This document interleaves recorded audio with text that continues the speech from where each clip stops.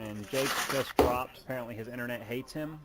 That or Aberdeen sucks. So, one way or the other, we'll have to wait for him to pop back on here in a few minutes.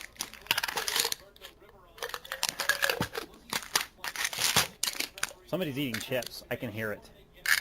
No, I'm just getting all my vitamins. Oh, that's what I hear. I hear pill bottles. Yeah. Okay.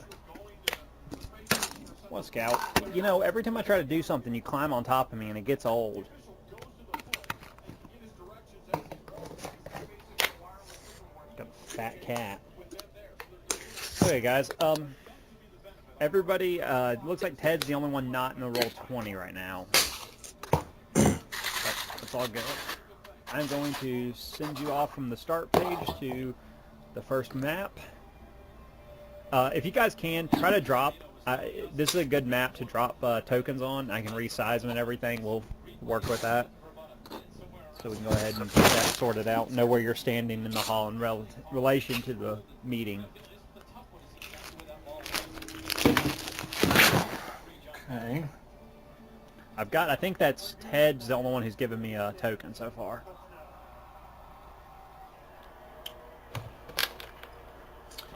Let's see. What is that?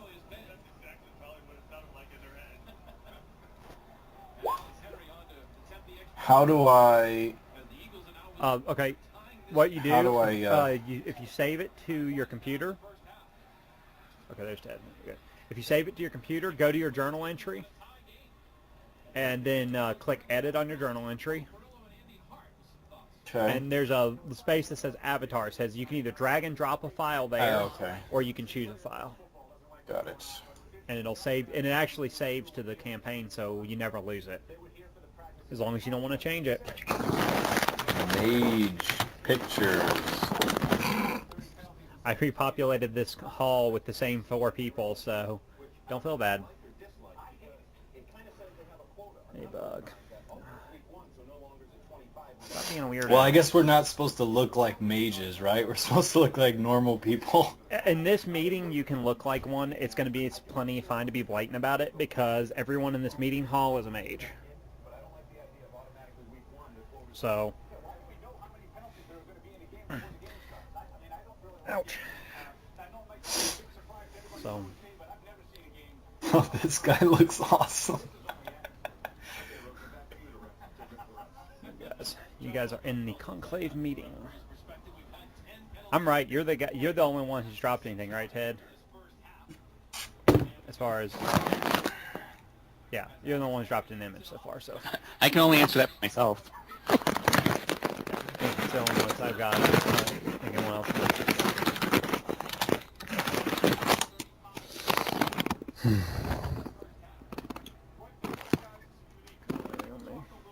What are you doing?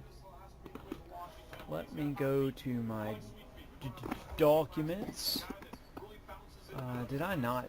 Tell me I put these... Hang on, there they are. That scared me for a second. There we go. This guy looks cool. I'm gonna use this guy. Oh, that guy looks even cooler. Okay. Got your sheets open. Go back. Just clean that folder. Hang on a second, guys. I gotta save something real quick. No, I don't. Yeah, he's already saved. Okay. Close that. Oh, you jerk. Stupid program. I was trying to close out my sheet for my Wookiee slicer, and I closed out all 4 of yours.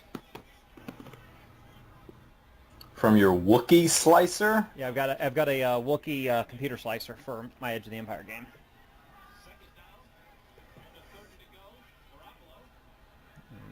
We've got visionaries. Got a visionary. This will be fun. Quintessence is going to be interesting. This is going to be a really interesting character build modularly. Did nobody here take a library? Library being a skill? I think I did take library. I'm looking for my character. It's a background. Yeah, it's a background. You actually... No. Okay, I've got everybody's character. If you can't find yours, just... I can send it back to you. So it's not... I changed mine a little Did bit. I Is email that it to you, okay? or did I upload it? You uploaded it directly to me. I can send it back to you, Ted. Don't worry about it. It's not a big deal, man. It takes me about 2 seconds to get it back to you. There you go. I do not know what happened to our resident Scott. Let's see if he picks up when I call him back. That Where- guy looks cool. There you go.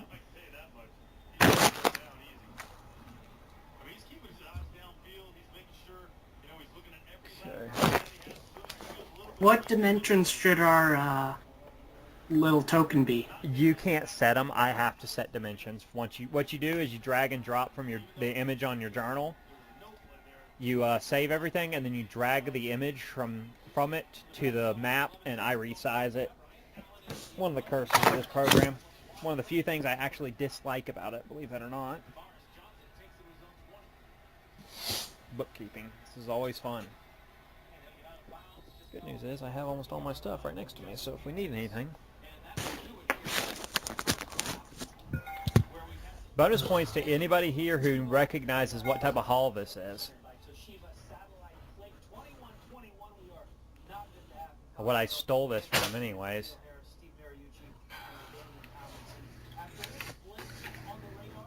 What kind of hall this is? Yep, the map. What kind of hall the map actually is. Benaroya Hall? No, it's actually very common in the United States. I'll give you a hint. George Washington belonged to it.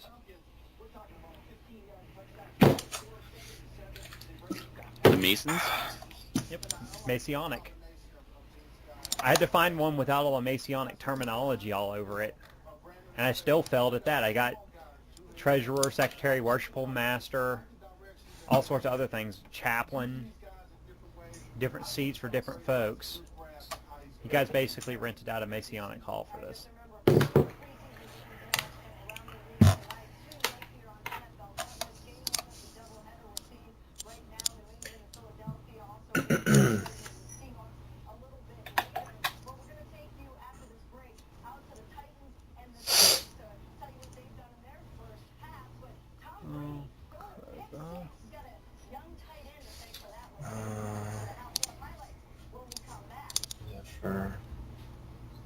Oh, fuck. Where's my actual sheet?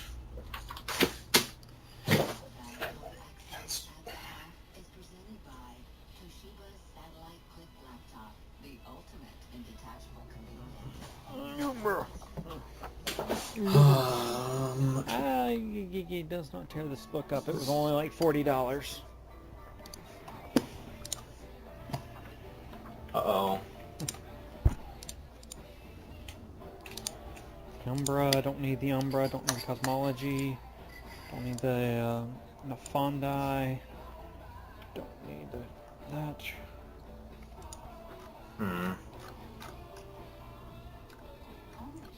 My sheet didn't save. It's blank. So Well, I've got your sheet. I've got a filled out sheet for you, Ted. I got it sitting there in the... I have the Where's- one that I Zion? have one here, but the one on Roll20 didn't, so I'll just update it. I changed a couple things too, if that's okay. Yeah, that's fine. I mean, we hadn't started play, so it's not like you're tied down with anything. Okay.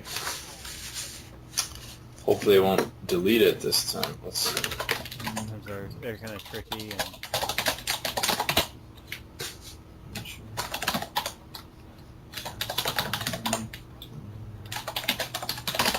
Tradition.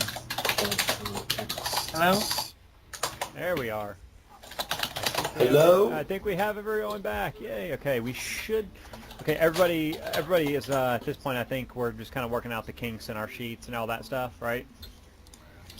When I tried to drag and drop the token, Okay. it just literally loads the token in my browser. Did you save it? Did you save your sheet first? Hang on, let me drop it. There you go. I dropped you. If you don't back out of the edit screen, it won't let you do it. Somebody's got some feedback going on. That is definitely Jacob. Or like a fan that's right next to the mic. Feedback? It's not feedback. That is that's just interference from a mic of some kind. That's either a mic connection is bad or something like that, or a cheap mic. It could be one or the other. Did that change or fix it? Lowered it. It's not quite as pronounced. If you guys can, make sure you can grab your tokens and move them around. But you guys get to decide where you're standing in here. I'm not telling you where to stand. Just kind of grouping you together at the bottom so you know where you are for now.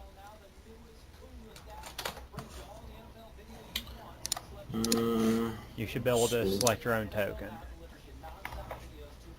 1, 2, 3, 4. What's happening? I'll make sure if you've dropped a token, everybody's able to grab it. What's a token? If you go into your journal. Let me go to buy real quick. Yep. Drop sitting here, and if you hit edit,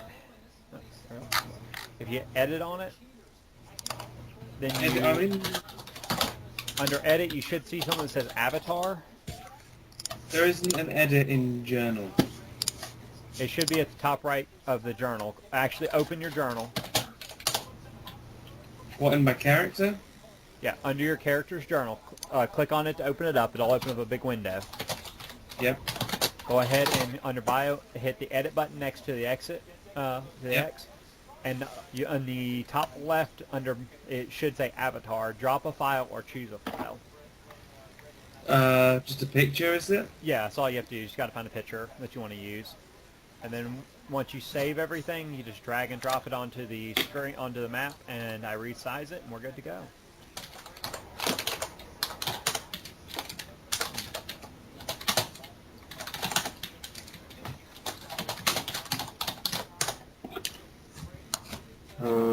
Entropy, avatar fame, merits, flaws, experience, quintessence, willpower, herte, time, life, expression. Here we go.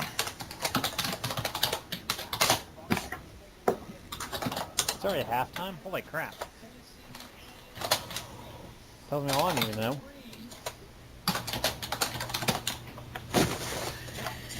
Okay.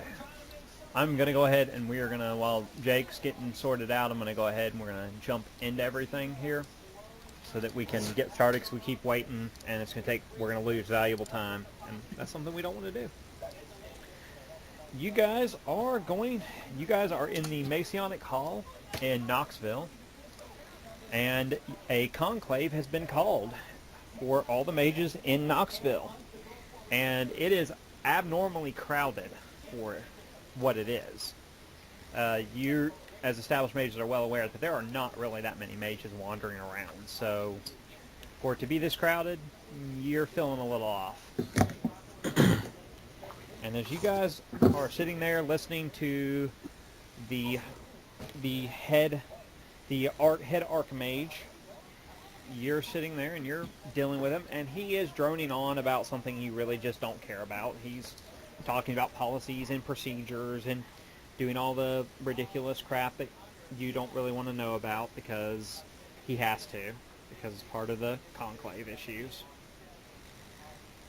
And he finally decides that he is done, and he opens the floor to a younger looking wizard. He seems a younger looking mad guy. He is dressed in a opaque, almost reddish robe, and he looks like he would stand out in the best of times. And as he's standing there, he stands up and begins talking about something, and it draws all of your attention to him. He draws your attention to the recent spat of dreams that the Magi in the city have been experiencing. And as he begins talking about these dreams, you start feeling parallels to your own dreams that led you to come to Knoxville in the first place. Whenever you decided to do that, it's been within the previous 6 months that you've done this.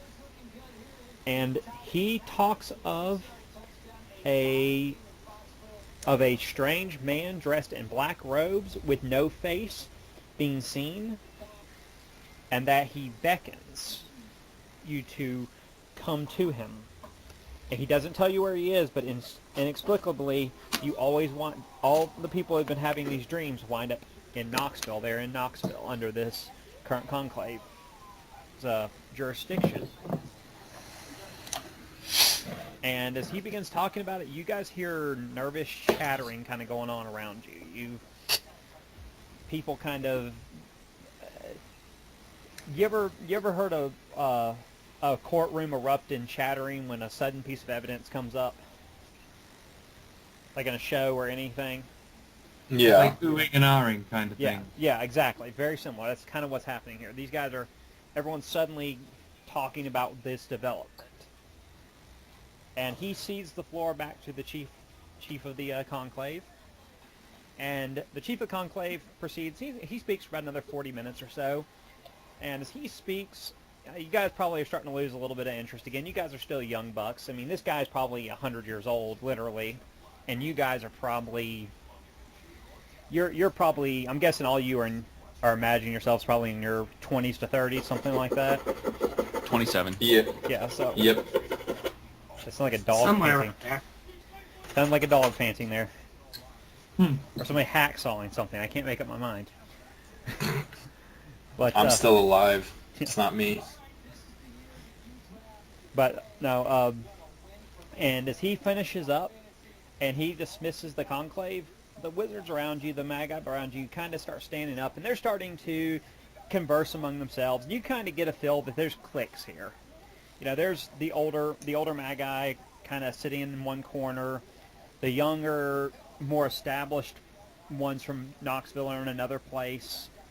And you kind of, you don't feel quite in place here at this time. You don't know if you have a place, but you guys can freely move about and start trying to converse with the different factions, basically, of people that have split up. Feel free to start, figure out where you want to go, what kind of questions you want to ask. And we all arrived at the same, like we traveled together to Knoxville, basically? You certainly could have. That's up to you guys as far as your backstory goes. You could have also come separately. Are we not all in the band? You guys are all in a band, and I figured you guys came together, but whatever the stakes are, you've arrived within the last 6 months. Okay. And we're all having the same Dream. that led us here. Yep. Of a man in a black robe with no face summoning you.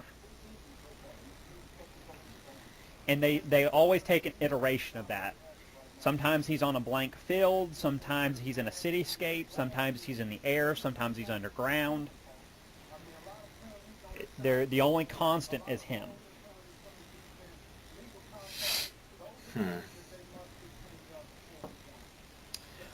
I guess which one is the opaque crimson mage? I will have to drop somebody else for that. Give me a second. I'm sorry, I totally brain dead on giving you another example of that.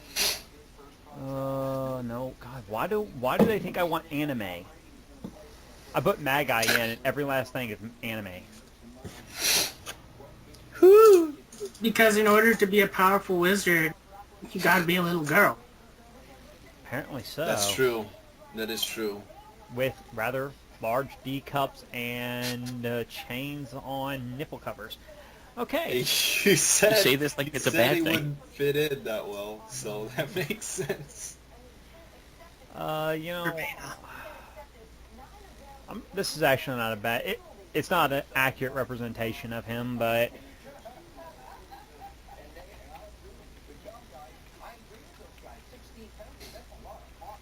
And then let me grab one more pick real quick, because I want to... That way, in case you want to see where the leader of the conclave is standing.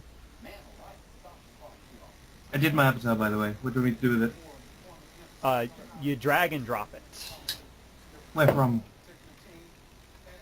Just Straight drop it from- anywhere on the map, and then I can resize it from there. Where do I drag it from?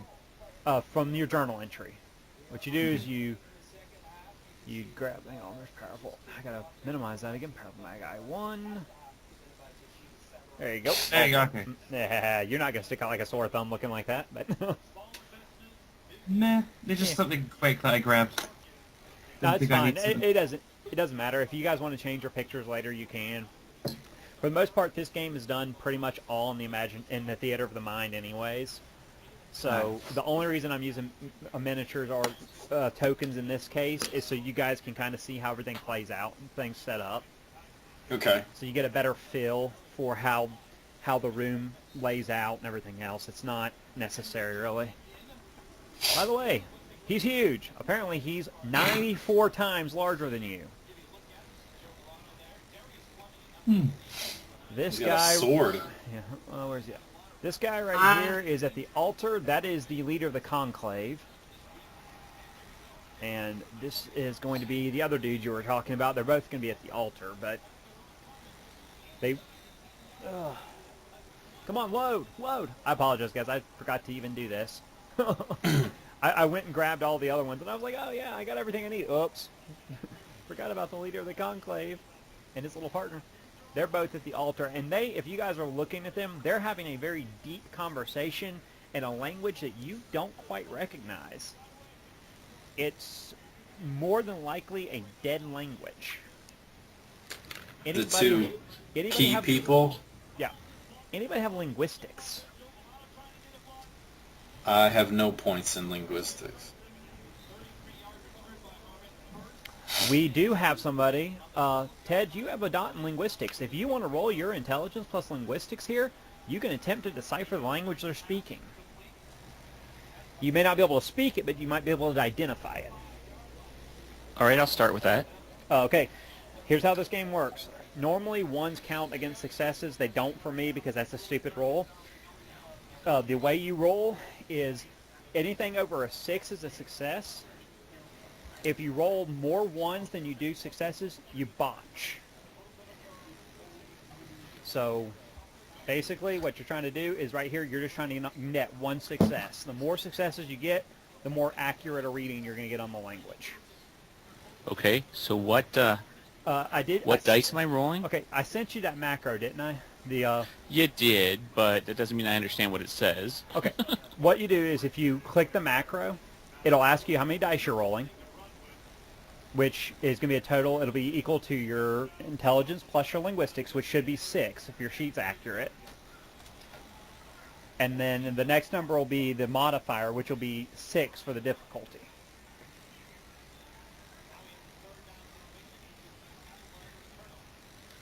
And then when you hit enter on the second screen, it should automatically roll it and tell you how many successes you get. Maybe I'm not seeing it. Okay, let me make sure. The macro is where? Okay, I put it in the chat. If you didn't put it under your macros, under your Oh. settings, So you have to put it under your here's a macros. piece of confusion. Yeah. I'm on one computer Yeah. on Roll20, Yeah. and I'm on chat on the other one. No, you're So fine. copy and paste isn't going to work. That's fine. Just what you can do, go up to the gear. I see it. It's Yeah. that Yeah. bracket. Yeah. Don't leave the brackets off of it. I had to put the brackets in there, otherwise Okay. it would confuse Skype, thinking I was trying to give it a command. So /R question number of dice. Well, let me make this simpler on you. On Roll20, go to the gear above the chat box, the one for Yep. settings. Under, do you see where it says macros? Add. Yep. Click add. Yep. Go ahead and just name the macro whatever you want. You can name it Jumbly Jew. I don't really care. I mean, it doesn't matter. Under, and then it should have a space that says like command or actions. Go ahead and type in that command from Skype without the brackets into that, and then click Save Changes. Well, it'll save you. This is going to save you guys so much time, I promise you, Okay. because you won't have to type it out every time you make a roll. So /R space question mark I don't know what you call this bracket, but Yeah, I don't know what that one is. I can't remember the name of it. It's got a technical name in English use, and I don't remember. I've hardly ever used it. It's primarily used in mathematics. so number of dice, is that going to be 1? No, it's going to be, no. Number of dice, you actually put number of dice in there. Oh, yeah, so It's telling you that it's a variable number, is what it's doing. okay. So it'll prompt you for the number. And the D10 is the type of dice? Yes, and then greater than tells it needs to be over the question mark, and then the modifier, 0 on nonsense, tells it that there's a modifier, and that's going to be your difficulty. And the exclamation point at the end tells it to explode 10s, which means it re-rolls them. It'll automatically re-roll 10s for you.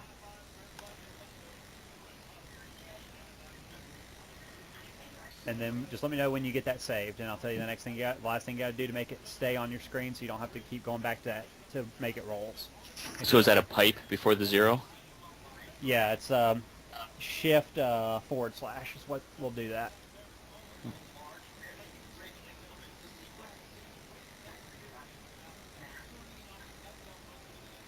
Or is that backslash? I can't ever remember. The one right under backspace, anyways. I always mix up my back and forward slashes. All right, so I got /R question mark, number of dice.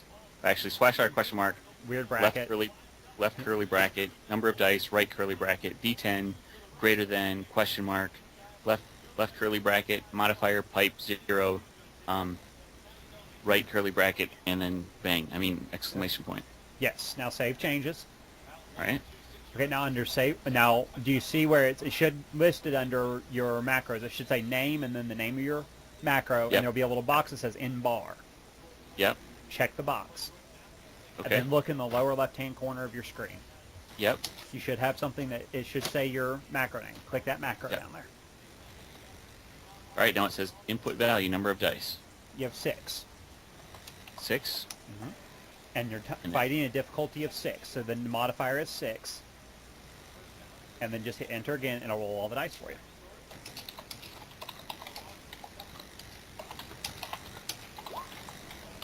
There you go. You got 3 successes. So you are... So is that enough to understand it? You don't get enough to understand it. You don't understand it unless you can justify speaking this language. They are speaking a derivative of Aramaic. So I was stationed in Iraq. Even then, Aramaic, that's Arabic. Aramaic is the language of Christ. This is the language that's been... That's as close as I got to the Middle East. I thought you said, if I can justify in character... Yeah. Yeah.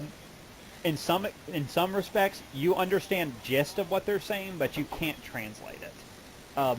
They are hot and heavy about who this person can be. That's what you're getting from their gestures and the tone and inflection of what they're saying.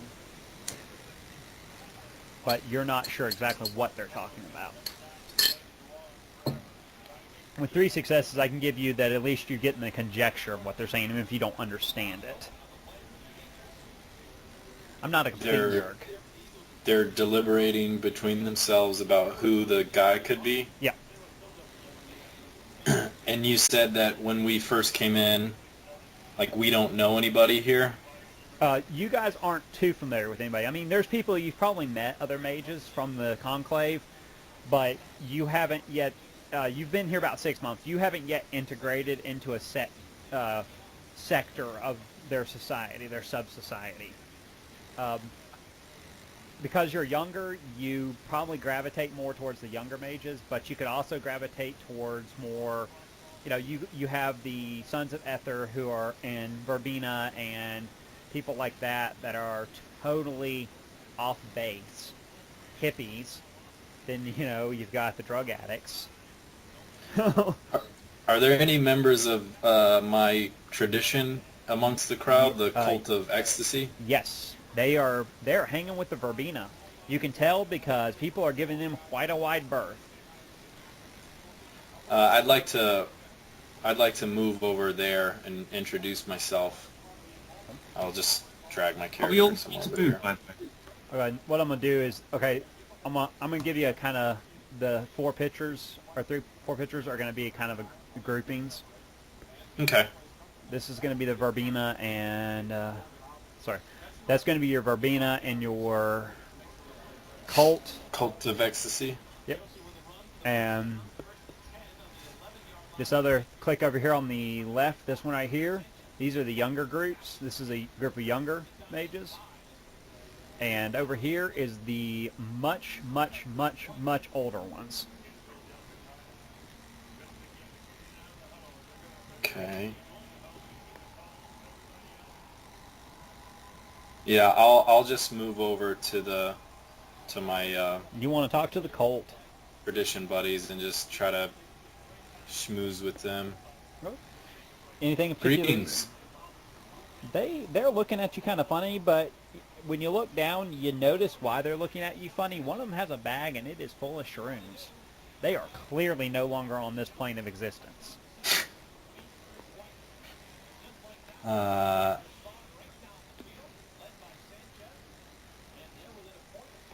I guess. However, Can I join in? Can I join in the fun here? yeah, sure, you're a cult of ecstasy. That's how that's how you think magic works. Well, we get high and things happen. So, and as you're sitting there doing that, the Verbena, one of the less drug-induced Verbena, notes that he hasn't seen you around town before, and he's wondering where you're from. Where are we from, guys? It could be anywhere. Anywhere? I mean, okay, wherever you so guys want. we My came character from. has a bad case of amnesia, so hell with Lena. I just follow you guys. Let's just say, okay, so I'll just tell them that we're a traveling band and we came from Chicago. We recently arrived in Knoxville maybe a month ago, I guess. We haven't met too many people. And we were summoned to the conclave when we heard about, this mass gathering and the dreams that everyone was having. We thought it was just us, but apparently everyone here is having the same dream. On the bin, I'll break your neck, cat. I thought we were from Knoxville. Doesn't No. one of you have a nightclub? Yeah, you do, but you could have bought it in the last 6 months. It's something that you could have bought when you first got to town. That's not something you had to have for a long period. Okay. I mean, that's totally justifiable. When you mention being from Chicago, the Verbena leans over his shoulder, spits, glares at you, and says, "Bloody fangbangers." Are we all free to move around? Yeah, no, this is time for you guys to start gathering as much information as you can. I'm going to move over here and just keep to myself and kind of, try to overhear some conversations. You're going to move closer to the young guys, the old guys. Over here. So I'll just up by right. Like if you point on the map with your mouse and hold down the left button, it'll do a little circle like that. Okay, Alright. so you want to go over there, okay. Like I'm just just in the with earshot. Your snippets of information are coming mostly from the now totally incapacitated Verbena and Colt, but they're saying some things that even though they're high, if you can discern them, they make a lot of sense. But you're going to have to make a check to see if you can discern that. Let me get to your guy real quick, Jake. That is going to be, let me see. That's going to be a fun one. No expression. Trying to think what that would be. You know what? That's going to be an intelligence. I would say that's going to be intelligence plus enigmas. But since y'all have enigmas, you're rolling straight intelligence, standard difficulty of 6. Okay. So just how many in the number of dice? That would be 4. You have 4.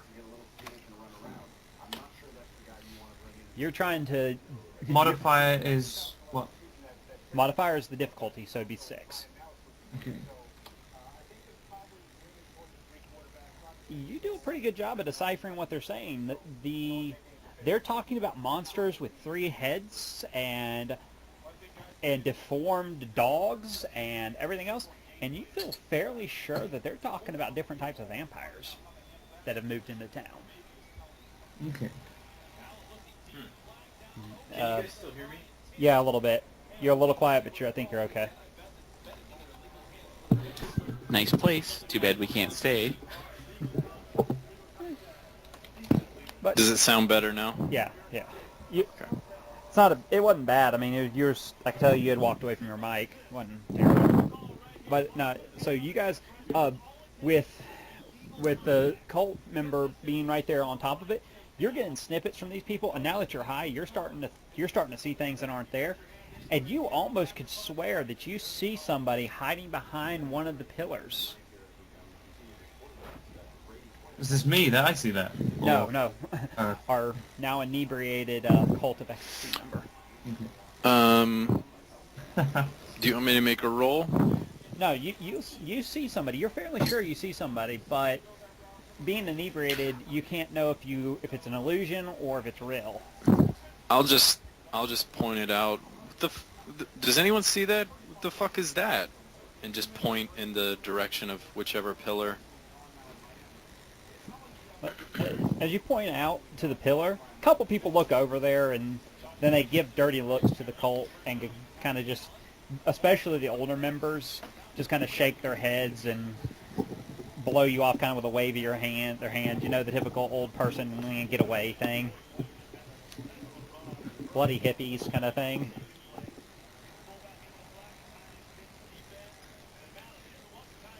No, I'm serious, guys. I think... Turn around. Look. Turn around.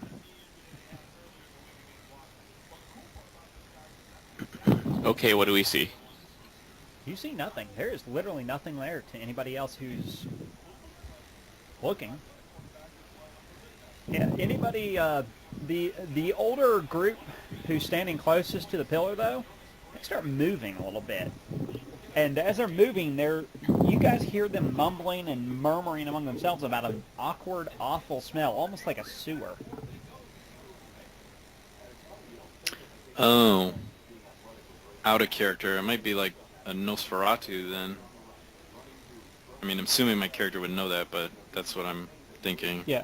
No, your character, you guys are established enough that you know, well, you don't know the clans, but you know of vampires that live in the sewers.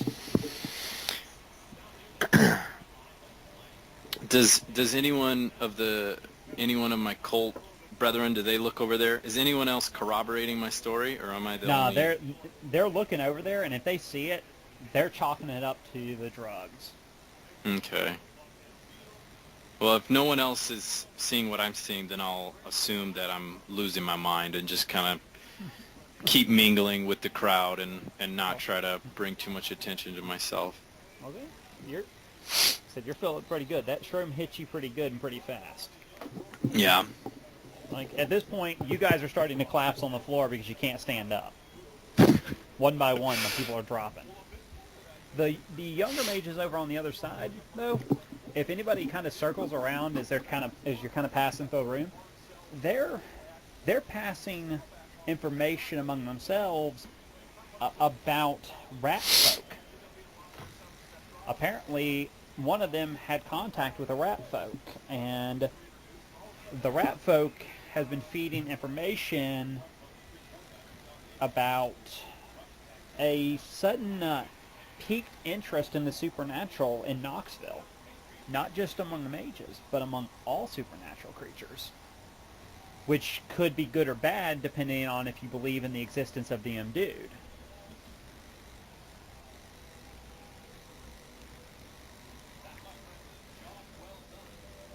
I'm sorry, if we believe in the be- existence of what? The endued hunters. The endued. Basically, God's agents against the supernatural. I'll leave that up to your individual characters if they believe that they really exist or not. A lot of supernatural creatures don't. My character believes anything at this point. I'm just drifting off. You're like, yeah, they're talking about something funny. Of a rat that Yeah. walks and talks. Splinter! So you guys grab it. And the longer you guys stay, the groups start kind of thinning out a little bit. You notice that it's thinning out. It's getting a little bit later. This meeting started about 6, 7 o'clock at night, and you guys manage to hang around, by 9:30. Majority of the groups have begun dissipating, and of course they're doing it in small groups because the last thing you want to do is draw attention to a group of mages that large. So they suggest you leave in groups of 2 to 4, something like that. Nothing, so that you don't draw too much attention at once.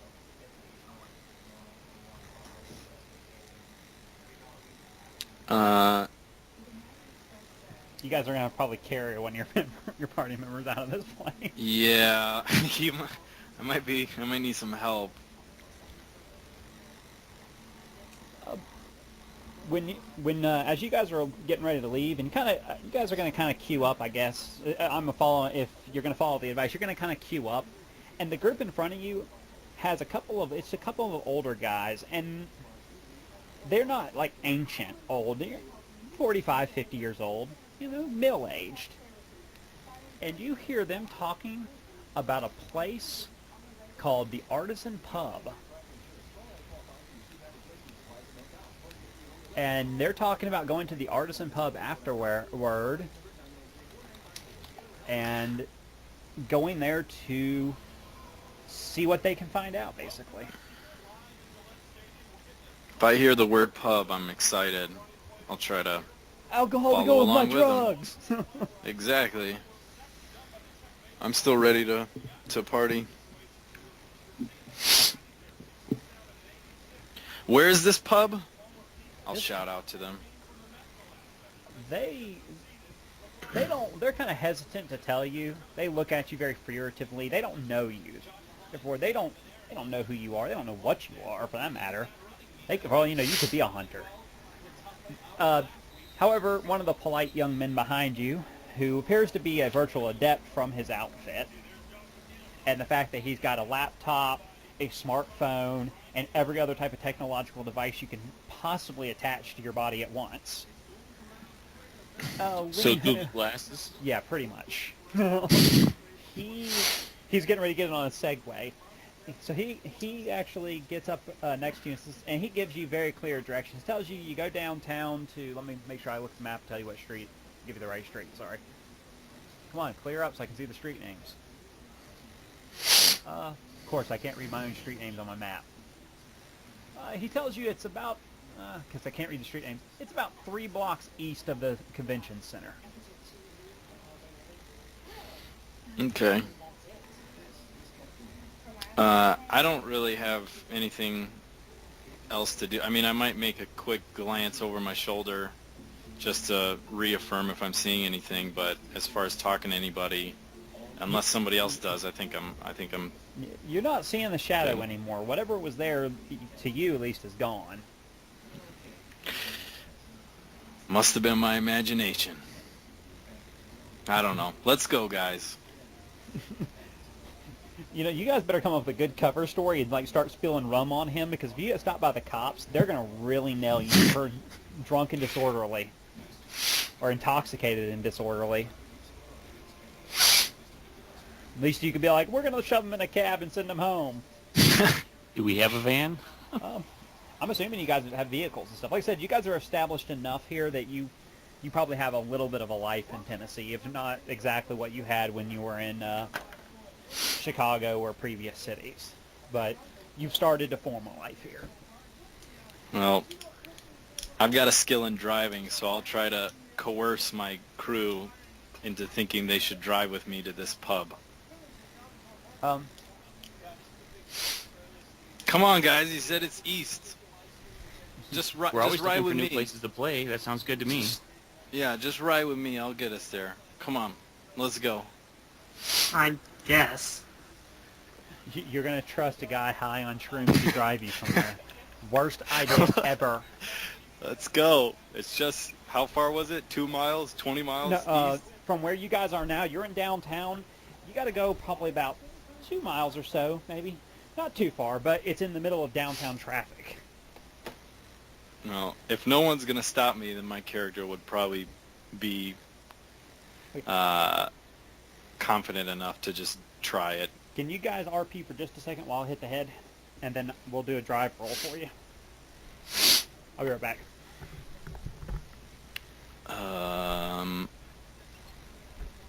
I find it So- incredibly amusing. You were yelling all across the room to basically everyone. What? There was something there. I swear. You guys didn't see that? The fucking creepy looking thing in the corner.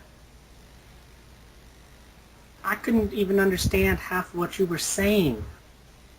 There's a figure there. Come on, guys. All right. Well, if I'm the only one, I don't know. But he said there's a pub here, so I'm down to keep drinking. Get high, whatever. I don't care.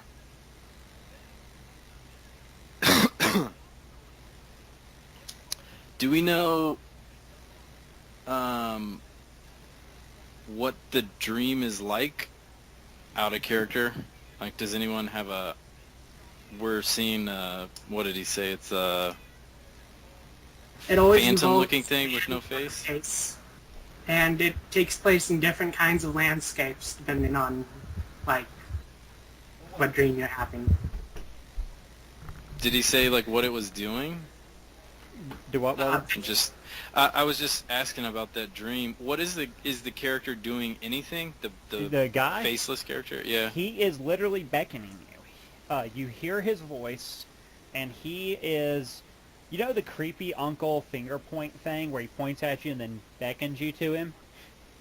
And it makes you feel like you're about to get molested? Yeah. That.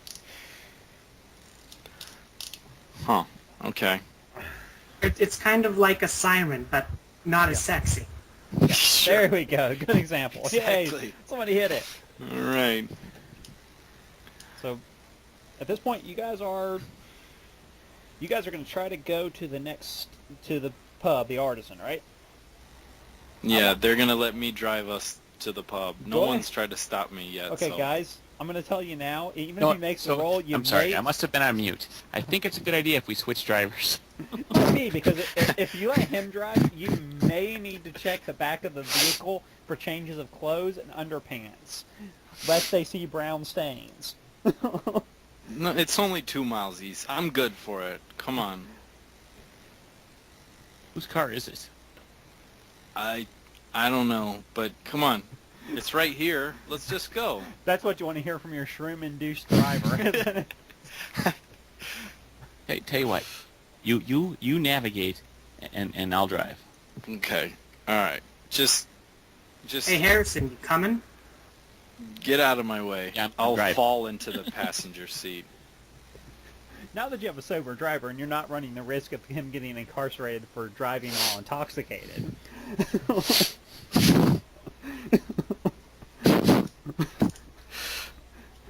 We would have ended up back in Chicago right off the bat. I would have had to kill you in Chicago, unfortunately. So you guys do get out of the pub, and you get out of the area, and you get over to the pub, and... Hang on a second, sorry, wrong one. Didn't mean to drop you on the sewers there. Ignore the fact that you got dropped on the sewers. This is the Artisan, and when you guys arrive, you are totally... From the outside, you're totally blasted away that somebody could manage to keep a pub that's this authentically English-looking at the middle of this modern of a city. It is legitimately a pub. It's literally built out of wood. Not wood paneling with brick underneath. Actual, honest-to-God, wooden cabin walls. Well, when we pull up, I'll just start yelling at my crew. Took you long enough. Finally, we made it. Let me grab your minis so we have them in here. Just in case. Great. Now all we need is some dwarves, and the atmosphere will be complete. Careful what you wish for, man. The sheet are not something to play with, man. Not in this game. The she will eat your soul and then drink your blood. My character doesn't have knowledge about the she, though. This is true. Most of you probably never run into them, so... Anyways, so you guys walk in, and as you walk in, the smell of authentic British, Scottish, kind of UK cuisine hits you. The smell like roasting lamb and mint jelly absolutely sends you... If you've ever been there, or if you're Jake and you live there, you know exactly what I'm talking about. Blood pudding? Yeah, you can almost imagine the meat falling off of the bone with the mutton and stuff like that. They serve. This place is old school, and if you notice from the kitchen doors through the kitchen doors, which are literally wooden doors, they're old school wooden hanging doors. You notice an actual brick oven that they use to cook all their food. Is there any of the Cult of Ecstasy from the convention? Did any of them come over here? No, they were way too out of it to even think about it. What about the virtual adept that that gave me the directions as we were leaving? You don't see him, but the two older gentlemen that were in front of you, you see them. They're kind of tucked up here in the corner, where for some inexplicable reason there's cheetah print on on the seat. Is there like a waiter or anyone behind the bar? There is a bartender, and you see a couple of girls dressed like old-timey bar wenches, tabards and all. I guess I'll try and get a, Everybody here, go ahead and make me an Erte roll. Difficulty 6. Okay. Anytime you want to know what your poll is equal to the number of dots you have and whatever I tell you to roll. So if I say Erte plus academics, you add them together, and that's your poll. What do you mean by that? Okay. Oh, oops. That should be 2, not 4. Wait. Okay. We never. Was that supposed to roll again? That 10? It did. It rolled again. That's why you have 4 dice there. Yeah, you're right. Sorry. And it was your extra roll was a success too. Would you say the modifier was? It's 6, difficulty 6. So what determines the number of dice?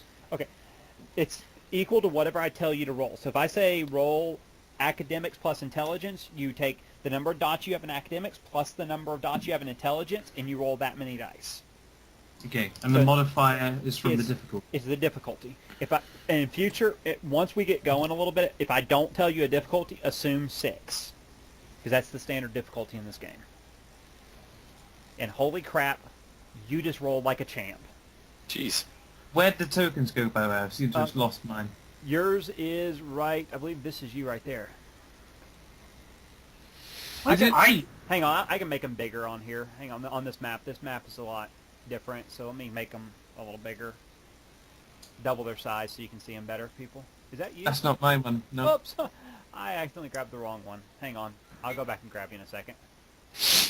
This is why have to have them really small sucks on these maps. If I want to have a big map, I have to make them really small so you can't actually see them. So I guess you're not playing a stained glass anymore. Oop. I could barely tell which one I had there because they were so blooming small on that other map. I had to have them small. Sucked.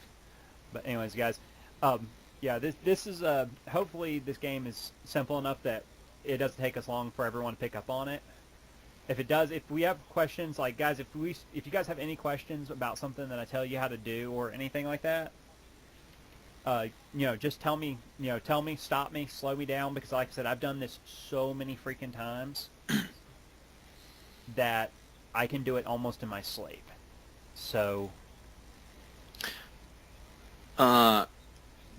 wherever there's an empty seat, my character would probably be there just face down.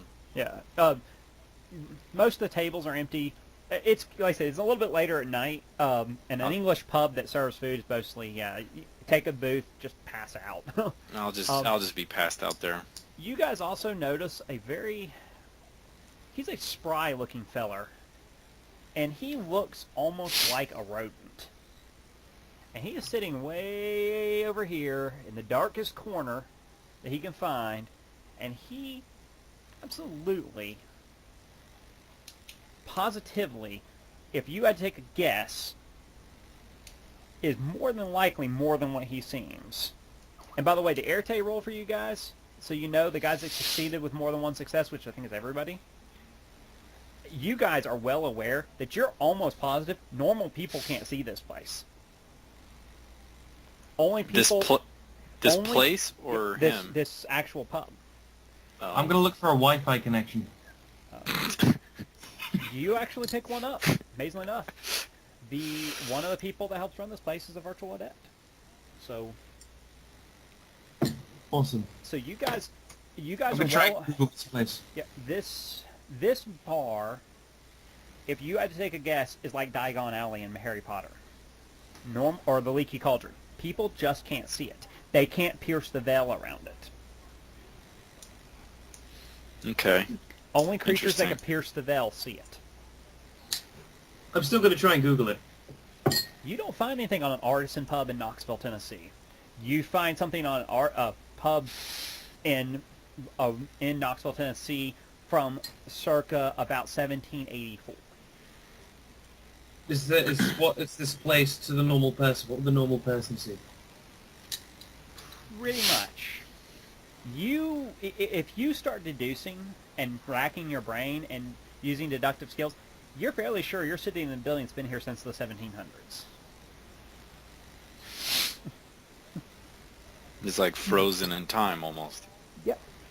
Almost like somebody used a really powerful time ritual to freeze it in place.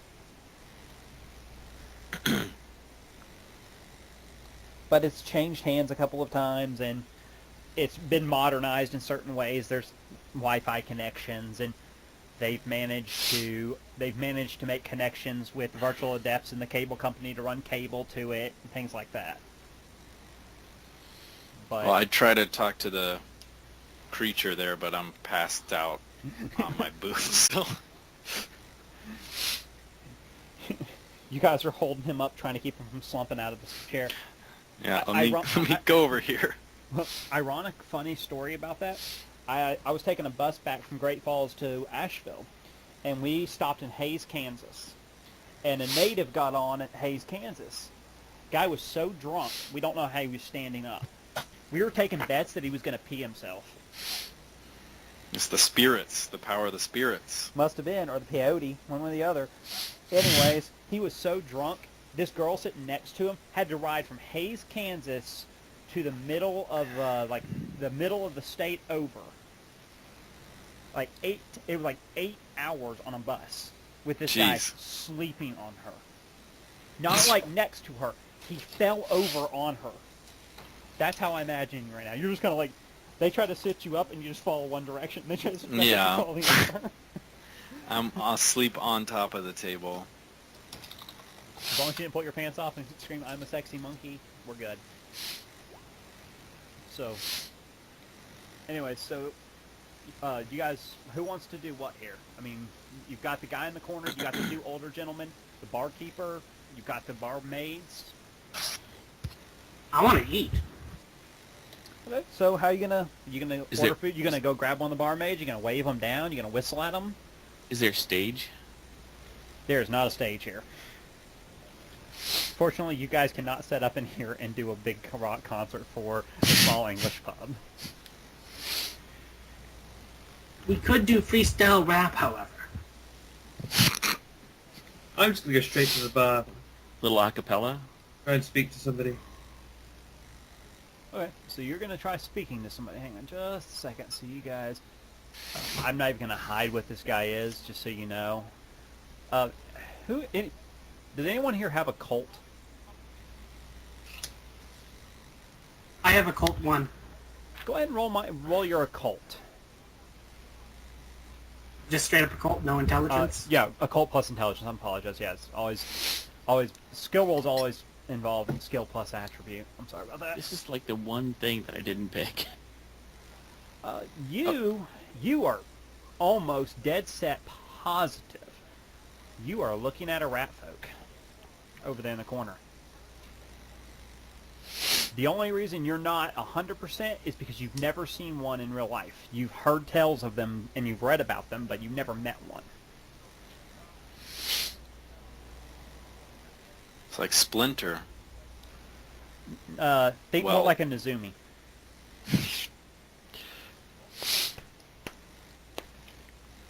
And if you're going up, as you go up to the bar, you're going to talk to the bartender, right, Jake? Yeah. He's a genial man. He's very genial.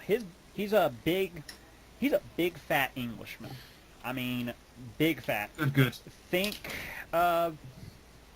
Kingpin from Spider-Man. Okay. But he's jolly, not a criminal mastermind.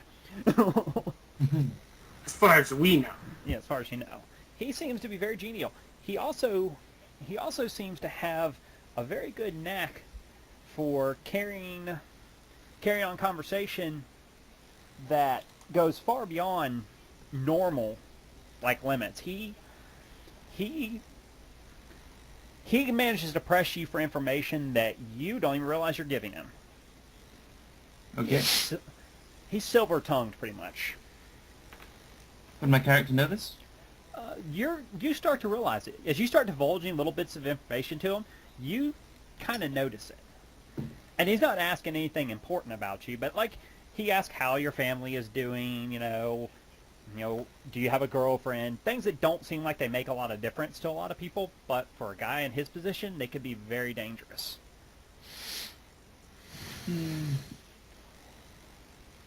I'd pick up on that, but I don't think I'd care.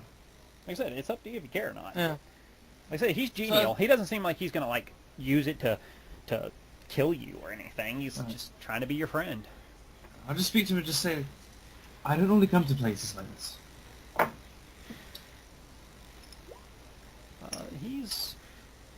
He seems pretty content with the conversation, and as he's having a conversation with you, he pulls out a pint glass, and it's a very nice looking stein. It looks like it's made of pure silver. God help you if you guys try to steal these, he will kill you. And he starts pouring from an oak barrel, not from a tap, an oak barrel. Before he starts pouring, can I put my hand over the glass and say, I'm not here to drink anything? Well, who says it was for you? I don't participate in alcoholic beverages. Somebody in this party will.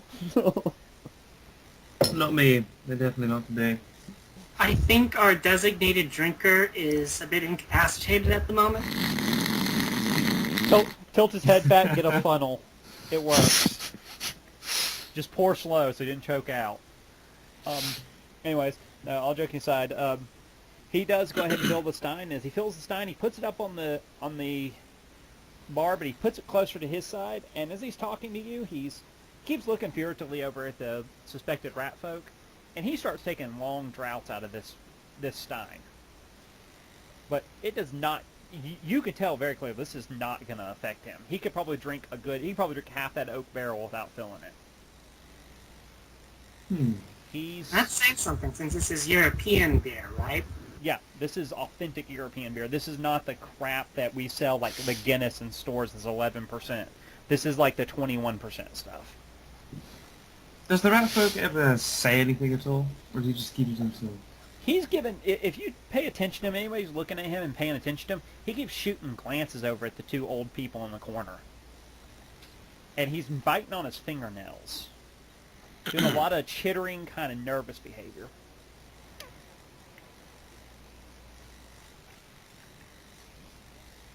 I want to pull up a seat next to him. Not right next to him, but a seat away. I just try and start a conversation with him. What are you going to ask him? I mean, he's looking at you now. I mean, you sat next to him. Yeah. I just flunked my ass there. Would I have seen a rat folk before? Are they pretty unheard of? They're not real common, and the changing breeds are real uncommon anyways, outside of werewolves, outside of lupines, and then just furthermore, rat folk normally don't come up to the surface very often. They mostly live in the sewers. I'll offer to buy him a drink. Or his next one, at least. Oh, he gladly takes you up on that. He doesn't seem like he's real rich. I mean, when you guys get a look at him, he looks like he's homeless. Now that you're close enough to see it, and you get close enough to where the shadows aren't hiding real well, his clothes are torn. He has a ratty jacket with stuffing kind of sticking out of it. He's got mismatched shoes. I mean, he's obviously homeless. I'll ask him like what's brought him out. I haven't seen anybody, of his type around here before. I would try and drop that without seeing his He as friendly as possible. he politely informs you he doesn't know what you're talking about.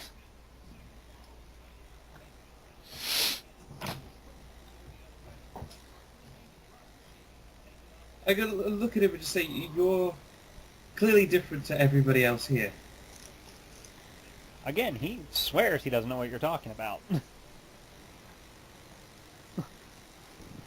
Wow, okay. He's just in here to stay out of the cold. I'll ask him how he ended up here Is then. it cold? To a homeless person, it's always cold.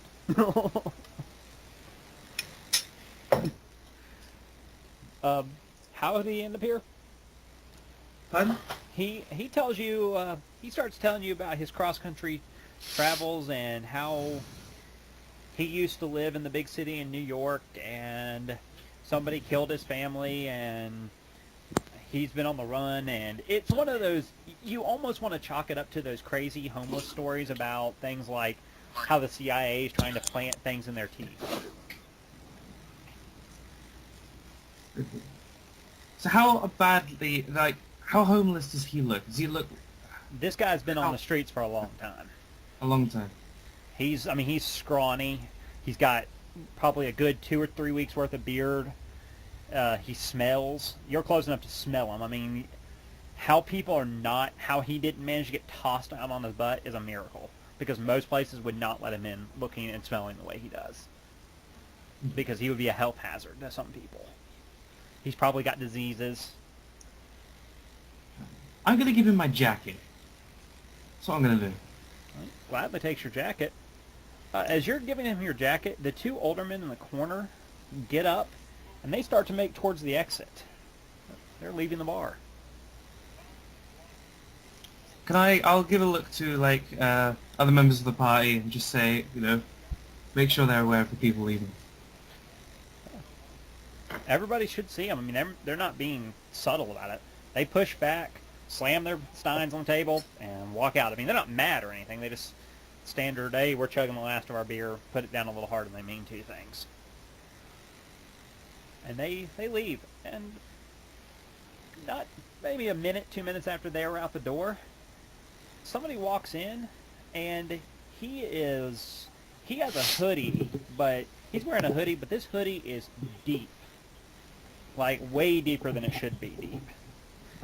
So it's like a cowl? It's like a guy that should be wearing a medium-sized hoodie wearing an XXL.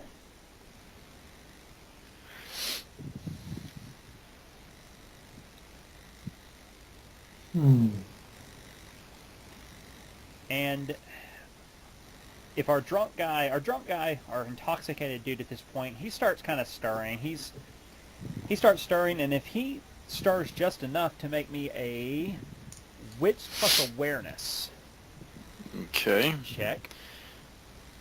Wits is 3. Awareness is 1. So 4. Submit. 6. Submit. 1 success.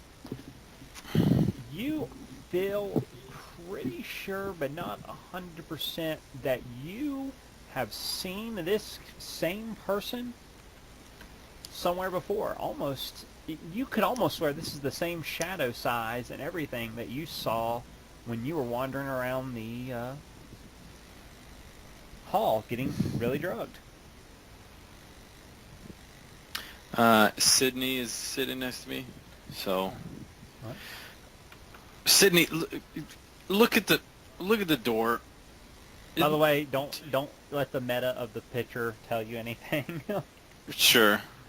I'll try Wow. to get Sydney's attention I'll try not to assume it's an elf. and put it pointing at the door. That's the I told you there was something there. Look, that's the guy.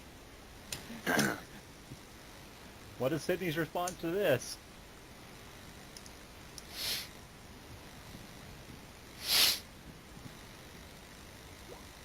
I'm just going to turn around, a bit annoyed, because crazy drug man is spouting stuff again.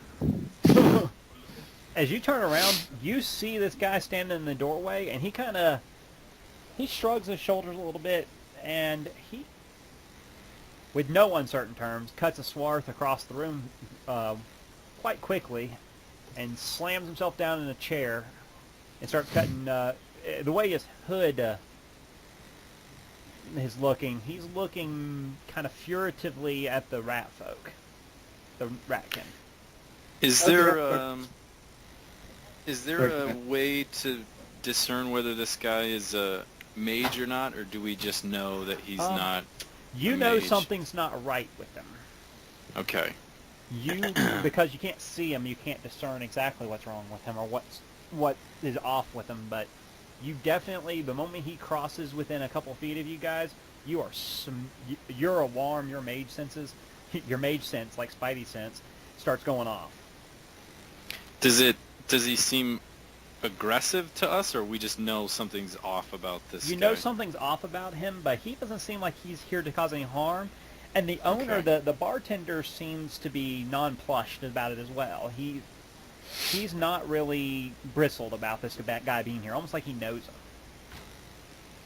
And I'm kind of coherent at this point, like I can do stuff. Yeah, you're a little coherent. You're starting to wake Okay. up. I'll stumble over and sit right next to that guy, and then so what are you? I'll just ask him blankly. He kind of takes an aback at that, and then realizes what you are, and as he does that, he slides a slender hand out, and he has deformed hands. His skin is it looks almost like it is leprosy, but it's not leprosy. He's scabbed heavily, and he has elongated fingers with ridiculously long yellow nails. As he reaches for... What the fuck? And he is reaching for a glass that contains a thick red liquid. He doesn't respond to my question. No, he's just kind of taken aback that you were so blunt about it. And he just kind of, you can see they kind of shakes his head and starts drinking.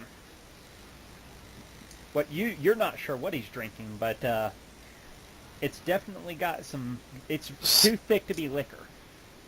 And if the bartender is given signs that he's at least seen this guy before, I'll look at the bartender and say, who is this person? Who is this guy? Have you seen this guy before? He looks at you and kind of gives a hearty laugh and says, "Welcome to say hello to Max. He's one of my best customers." Max, you were at our what was it called? Not a Conclave. convention. Conclave. You were at the conclave, weren't you? I think I saw you. As he's sitting there, he knows he's caught. He pulls his hoodie back, and you see it's probably one of the worst faces you've seen in a long time. It is scarred. It is damaged. The teeth are crooked and rotten looking, yellowed, and he has bat-like ears. I'll kind of, what the fuck, and kind of I'll fall off my chair onto the floor. I agree. I'm so shocked at this. I'm assuming we've never seen somebody looks like that. Like, we're human. Everything we've interacted with is human. I'm going to get an unusual roll for anybody who can make it. Anybody who sees him pull his hood off can make a perception plus science check. I've got that. Can we all take this? Yeah, everybody who has those abilities, you can all take it. But you have to have at least a dot in science before you can take it. Difficulty 6. Yep. Submit to. So you're saying you add your science to what? Your perception. Perception. All right. So Poor Jake just got screwed on that roll. Yeah. Everybody who succeeded there, which is everybody, you are feeling very confident that this guy is not alive. He is gray. Okay, I have to ask this. This doesn't sound morbid. I know everyone's been to a funeral and passed an open casket. He's I got know, that smell. actually. Not that smell, that look, that almost gray power. Are are you dead? And he looks at you and gives you a very, very, like almost a smile that makes your stomach churn because you did never think you could see a smile that bad. Like, you know the stereotypical British smile? Yeah, worse than that. With the bad teeth? Yes. Sorry, Jake, I'm not making fun of British people, but it's true. Like, the stereotype that you think of when you think of British teeth, it's worse than that. Oh, aye. And he goes, I'm a form of alive. It depends on how you define life. So what he's saying is he's not alive and he's not dead. So he's dead So- to enemy. So what are you? You're not This alive. just doesn't but sound like you're there's not something you would dead. ask somebody in polite conversation. Yeah, no. Well, What are I'm you? assuming my character is like pretty toasted at this point, so that's why I'm just blurting things out. Recovering from a shroom trip typically does make you want to Oh, that's right. I forgot. I'll just put my hands up. Is anyone else seeing this? Am I the only one that sees this guy? Yeah, between the pallor and the red drink and my occult one, could I put together that he might be a blood drinker? You are pretty sure he's a fangbanger. You are not, and you are probably, from the stories you've heard of them, you as anybody who's aware of this is fairly uncomfortable around him now. How does the Ratman take to this? Can I observe how he reacts to the... He doesn't Right, seem to coming in. care. You almost pick up that they know each other. I keep forgetting, what is Mr. Drug's name? What is drug addicts? My real name is Jad, and my character's name is Zephyr. I changed my avatar thing to have Zephyr, and that's my token right there. So, they said nobody seems. I'm going to poke some fun at Zephyr for being so blunt and just suggest that he should some of what the guy's having. Oh, fuck no! Look at this guy. Whatever he's drinking turned him into this. No way. And he sets his drink down, and he kind of contemplates for a second. After taking a little affront, you can tell he took a little affront at being so blunt. And he says, as to what I am an information broker, and that's all you need to concern yourself with. Let me see. Expression. Are you buying or selling? He's going to do something here, and I need to look it up real quick, because I need to find out exactly how it works. This is what I hate. This is what I hate having to do. Trying to... He's not dementing Sydney's you. trying to make me drink blood over here. No, he is not. He is not animalisming you. He's not auspexing you. He is not chimeristrating you, dementing you. He is not dominating you. Thank God he's not dominating you. Who is our one wits character? Domination sucks in this game. Not obtenoration. He is attempting to awe you. Okay. Okay, hang on a second. I gotta read how this works again exactly.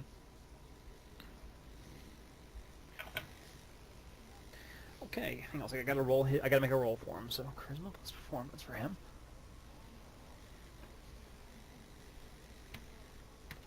At difficulty 7.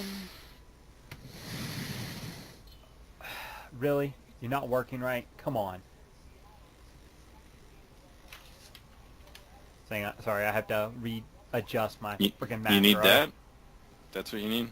Yeah, I gotta get it. Hang on, there it goes. He hits every person in this bar is no longer concerned with what he is. He awes you. He awes you with his sheer presence. What does that specifically mean for? For mechanic-wise, it means Yeah. basically that he has managed to gain your attention without through the use of a discipline, which means that he's literally overcome you and made. If you want to overcome the effects, you have to spend willpower to do it. But we just are no longer concerned that he's a vampire at this point? No, you're concerned he's a vampire. You're just not concerned with what he is, as in you're not like trying to find out what clan he is. You're not trying to find out what disciplines he has. Any of that Okay. nonsense. Okay. At this point, you're just Okay. happy to know that he's a vampire that happens to be dealing information. Okay. You guys are like, okay, he's a vampire that deals Well, information. Cool. What sort of information do you have? He leans over and gives you kind of a hissing whisper and says, the best kind. Secret. Do you know anything about a dream? And with that, he kind of sits up haughtily and kind of shakes his shoulders just a little bit and says, that, sir, will cost you. Can I try to? Now, if you want to try to entrap him, Well, let me ask him. What form of payment do you want, or how much payment do you want? he tells you clearly, money doesn't concern me. I deal in secrets. So a secret for a secret. If no one objects to it, I'll try to. I've got 4 points in expression, so if I can try to like charm him or something, unless somebody has a better idea. I don't think that we're in a position, like physically proximity close to you, to make an objection. Although, I mean, He's going to do an My- interpretive Too dance. busy being amused by your antics. you could sing to him. tell him Expression some is poetry. things like expressions like sing, dance, things like that. That actually. Well, I picked expression like prose, so I'm very skilled at you're a getting people linguist. to believe me. Yeah, you're a Yeah. linguist. If no one objects to it, I'll basically try to get the information out of him without offering any information Okay. through some type of wording or some type of jest or something to get something from nothing. Go ahead, I'm not sure what you go want me ahead to and make your expression is going to be tied to, I believe, your charisma. No, you're manipulating him. You're trying to manipulate him. So manipulation plus expression. Okay, so manipulation And you is get a bonus 3, die for prose. expression is 4, You get a 2, bonus die 3. for prose. so 8 dice total. And he has to try to- Difficulty 6 still? Yep. Okay. Okay, so he has to try to defeat your roll with his willpower, which is probably going to be next to impossible. So, good luck. No, he does not do it. You managed to prose him into making a slip up. You fast talk him basically. So I'll ask like, how do I even know you have good information? Well, he makes the slip up of telling you, if I didn't have good information, then the Prince of O... And he kind of clams up for a second, and he winces and gets up and begins pounding his head on the bar. And not lightly and politely, loudly. Can you type in chat what you said? The Prince of what? I can put it in there for you. Huh? Prince of Oak. He was going to say something about Ohio. The Prince. Okay. Well, I doubt we'd get much anymore. He's hitting himself hard enough that a normal mortal would be out cold.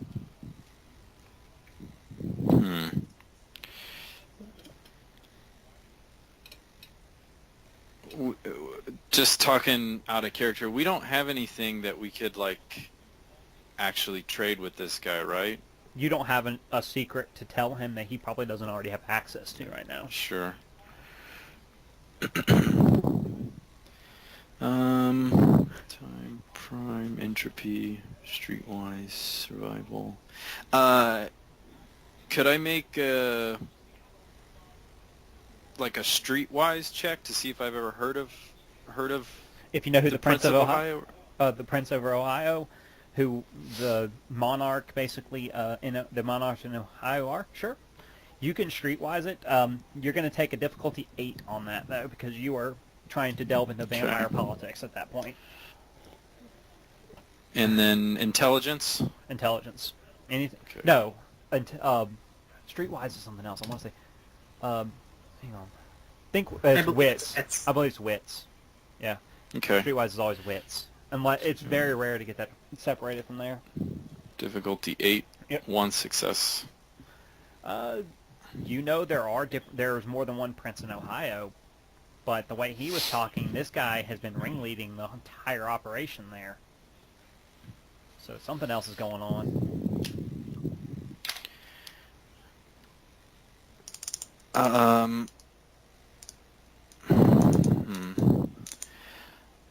Harrison is typing. What about the prince? What were you gonna say? I'll try He to, looks up. He to stops shout over slamming his it. banging. He stops slamming his head and goes, "You will never get that out of me." And with that, he throws his hoodie back up and stomps. I mean, not. This is an angry stomp. Stomps out of the bar.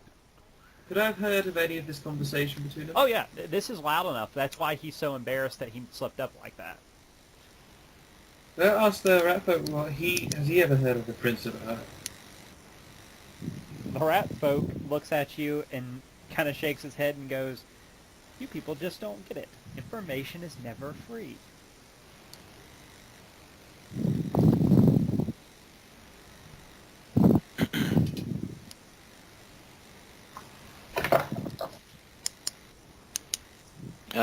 If no one else is going to say anything, what you know about this prince as well? He clammed up. He has nothing to say about it. I'll ask you. So what can we do for you? I'll ask him. You can not stop asking me questions. It'll get me killed.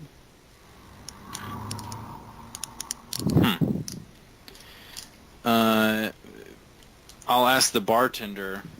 Is the bartender still Oh yeah. being Oh, he's open laughing. and forthcoming? At this point, he's laughing at you guys. He thinks this is hilarious.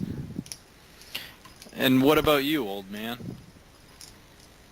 He points to a sign above him that says "neutral ground," and he poignantly laughs even harder because if you don't understand that, then you just aren't gonna get nothing. I'll laugh and then ask him for a drink. He gladly goes and gets you a tankard because he thinks you earn one for the entertainment value alone. This has been some night. You've been high with Verbena and cult members. You've embarrassed Nosferatu, who that's the worst thing you can do. That's how you get kidnapped by Nosferatu, just so you know. I was considering asking you for some tips about picking up chicks, but I think I'm going to reconsider it. You mean French fries? Definitely going to reconsider.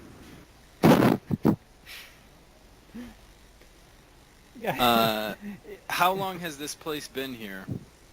You talking to the bartender? Yeah, I'm talking to the bartender. He leans over and says, "Can you keep a secret?" It's never left. And right above, he points above the entrance, and right above the door, there's a sign that says, "Artisan Pub, established 1776."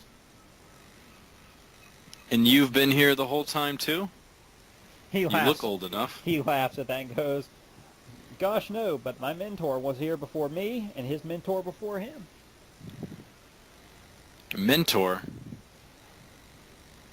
What exactly is it you do? With that, he kind of casually flicks his wrist, and every candle in the place snuffs out, as if on command. And he flicks it again, and they all relight. What is it you do? I've got. Let me double check my sheet real quick. I've got the parlor trick merit, which lets me do like really simple stuff. So I'll light like a really tiny fire on my fingertip and then kind of wave that around a little bit. He giggles at that and shakes his head and goes, "Kids these days, they don't even know willpower when they've got it." Oh, come on, old man. Anyone could do that. He goes, "Yeah, but can anyone do this?" And he snaps his fingers, and as you look around, everybody but you and him has stopped moving, as if time has stopped moving. And I'll 2 or 3 seconds after that, you notice it kind of jerks back into motion, and nobody seems to notice anything's happened.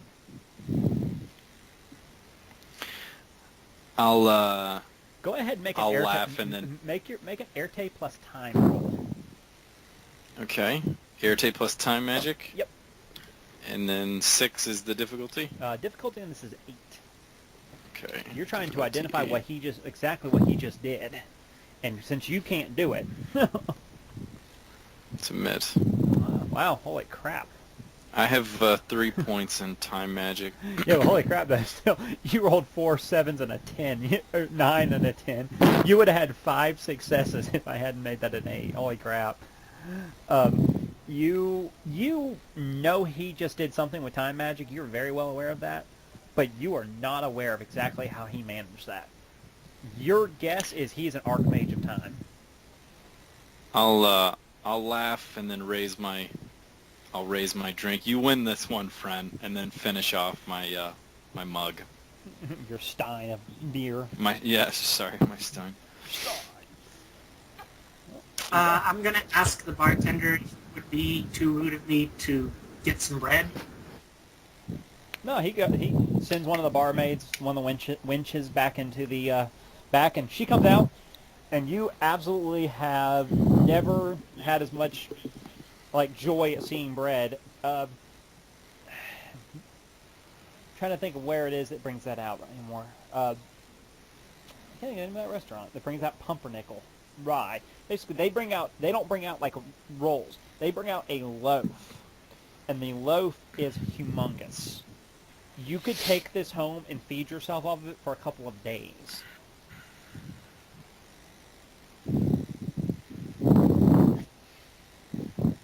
And the bartender looks at you and says, "We don't do anything small around here." Which character asked for bread? Nathan Drake? Yeah. All right. Well, I'll have some bread. I'll just be eating. Oh, you guys are going to be eating. Everyone eats. Nathan wasn't the one who asked for it. It was Sydney. Sydney asked for it. Always mix all you guys up. There's like 84 of you now. I can't remember 4 names. When he did that trick with the when he cast that spell that let him extinguish and reignite all the flames, could I use Prime to figure out if he accrued any paradox or not? You're not going to know that until Paradox actually unleashes on him. And since since it didn't actively unleash on him, you're not able to tell exactly how much he bent reality. And your guess is it's probably not a ton anyways, because one, you're not aware that he even stopped you. 2, Yeah, I'm thinking about the time magic. That I have no idea happened. Yeah, he's time magic now. As far as how they managed to preserve this thing in time, all of you are well aware this would have been a probably months-long complex ritual that would have taken them many man-hours and many different people cross-weaving into the pattern and changing the essence of the pattern to make it happen. This is not something that's easily said and done. You were asking about when he turned off all the candles, right? Yep. Again, it's a rote spell for him, so it's not going to be... Even if he... even if out of character, even if you assume he picks it up, which he will, even if it racks his body with a little bit of pain, you don't notice it. It's so minor to him. Okay. Because I'm just wondering if Paradox inhabits this place. Yes, Paradox always inhabits. Okay, pause button for a second so you guys understand Paradox better. Paradox is not a sentient force. It is basically reality's attempt to reject what you're doing to it. So there is no way to make things paradox free. The more you bend reality, the worse it gets, but it typically only affects you once for each thing you do. So, example, doing this complex, ridiculous ritual probably generated a butt ton of paradox across a bunch of mages, of Magi, but they only suffered for it once. Now reality is forced to accept what they've changed. Okay. Also, it says that you have to like pick an item in order to cast a certain type of magic. Rituals. So- You have to have foci so- to cast rituals. So I said like for me to be able to use time magic, I have to like wear a certain necklace. Is that like what it's saying? Not necessarily. Most on-the-fly and rote spells you don't have to have it for. Okay. Fast Okay. casting and rote spells you generally don't have to have foci for. It helps to have them, but you don't have to. For rituals, you have to have them. You have to have something to channel through. Otherwise, you wind up with your teeth in your hands. Okay. Like I said, ritual magic is something that I'm hoping we don't have to deal with too much, unless you guys really get desperate for something. But if you do, hey, we'll deal with it then.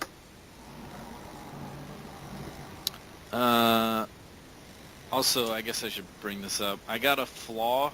Yeah. The bard's tongue, Mhm. and it's supposed to be like at a certain point, something I say or something that you make my character say, it comes true like at a certain point later in the Oh. story. So that'd be fun to see what happens. Be real interested to see. Is Ted back yet? I Do we know? don't know. I haven't heard from him in a while. He must have had to step away for a couple minutes. I know He's the one that's next to the rat guy? No, that's Jake over there. That's me. That right there, Okay. down here is Ted. That's okay. So the way this works out now, guys, you guys have pretty much squeezed as much information as you can. You challenged an Archmage that he wasn't better than you. You've embarrassed an Nosferatu, and you've tried to get a rat folk to squeeze out information that there's no reason for him to give you because, well, he doesn't feel like dying anytime soon. I'll ask the bartender, are you having this dream too? He kind of shakes his head and says, I stopped dreaming a long time ago, kid. How old do you think I am? I'll kind of size him up and then say 150. Been a long time since somebody's ever guessed. I'm only 80, but jeez. Whoops. Well, I thought with your time magic you'd be a little better able to take care of yourself, old man. Look, That's it. I'll say it in a joking manner so he doesn't kill me. He's not going to kill you for insolence. He'll just kill you for being an idiot. I'm going to move away, just kind of scoot to another chair. When the lightning bolt hits him, he kind of laughs at you and he leans over the bar and says, "You ever heard of a bang banger called a true Bruja?" A true Bruja? No. Yeah, rumor. Been around long enough to hear the rumors. Apparently these guys can jump back in time. They've tried it a couple times to resurrect the progenitor of their bloodline or some sick nonsense like that. It always backfires on them. You learn from them, you don't mess with time magic too much. Well, I don't think I'm ready to travel back through time anytime soon, but they do sound scary. They've got that kind of power. Okay, I'm going to show you what I'm talking about. They have an ability. They have their own clan discipline called Temporis, and Temporis is retarded. Okay. If you're talking about the very first release, it's completely broken, not just overpowered. No. How about this? At 9 dots, you can summon history. What does that mean? You can go back into a particular time and force it into the present. Oh, that sounds interesting. You could have the Huns invade real-life Italy. Yes, you could. And that's how they try to actually save Bruja, to resurrect Bruja. They go back to when he's in, they've gone back to when he's in Torpor, and they try to bring him to modern era, and every time they try to do it, it kills him.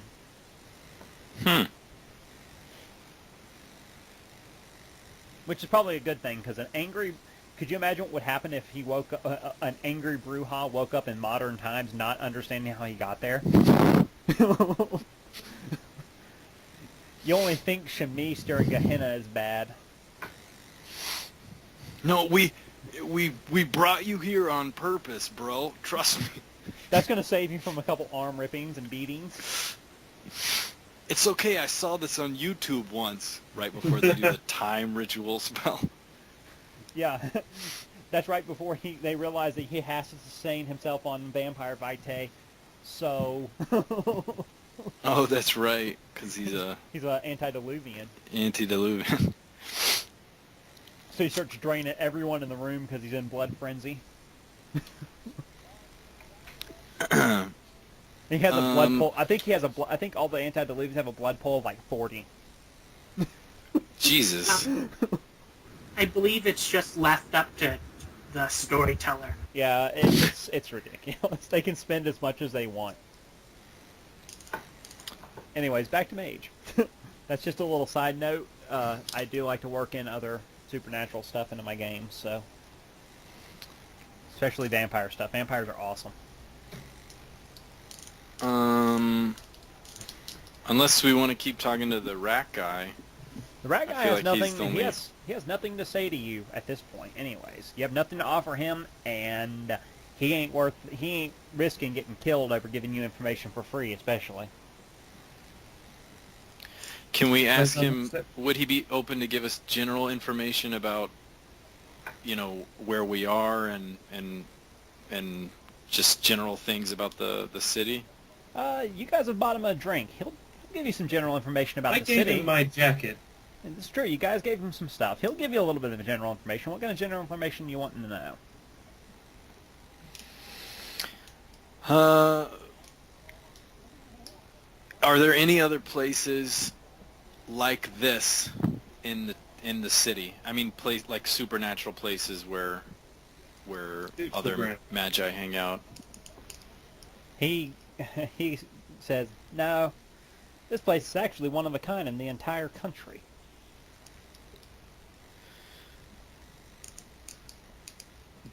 Have you already asked him if he's having that weird dream too?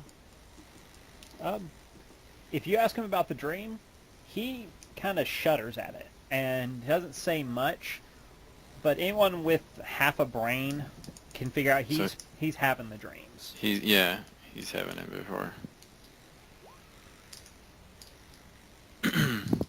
I'm gonna toss the other half of the loaf. You guys keep giving him free stuff. You'll get minor information. By the way, this is the stuff on Temporis if you guys ever want to look into it. In case you ever want to be like, I want to play a broken character.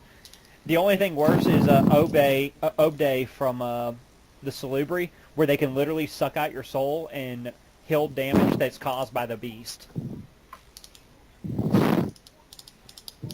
Ludicrous. That sounds dumb. No, actually, it's amazing. They can, if you take humanity damage due to Yeah, rages that's what I and stuff, mean. they can literally heal it.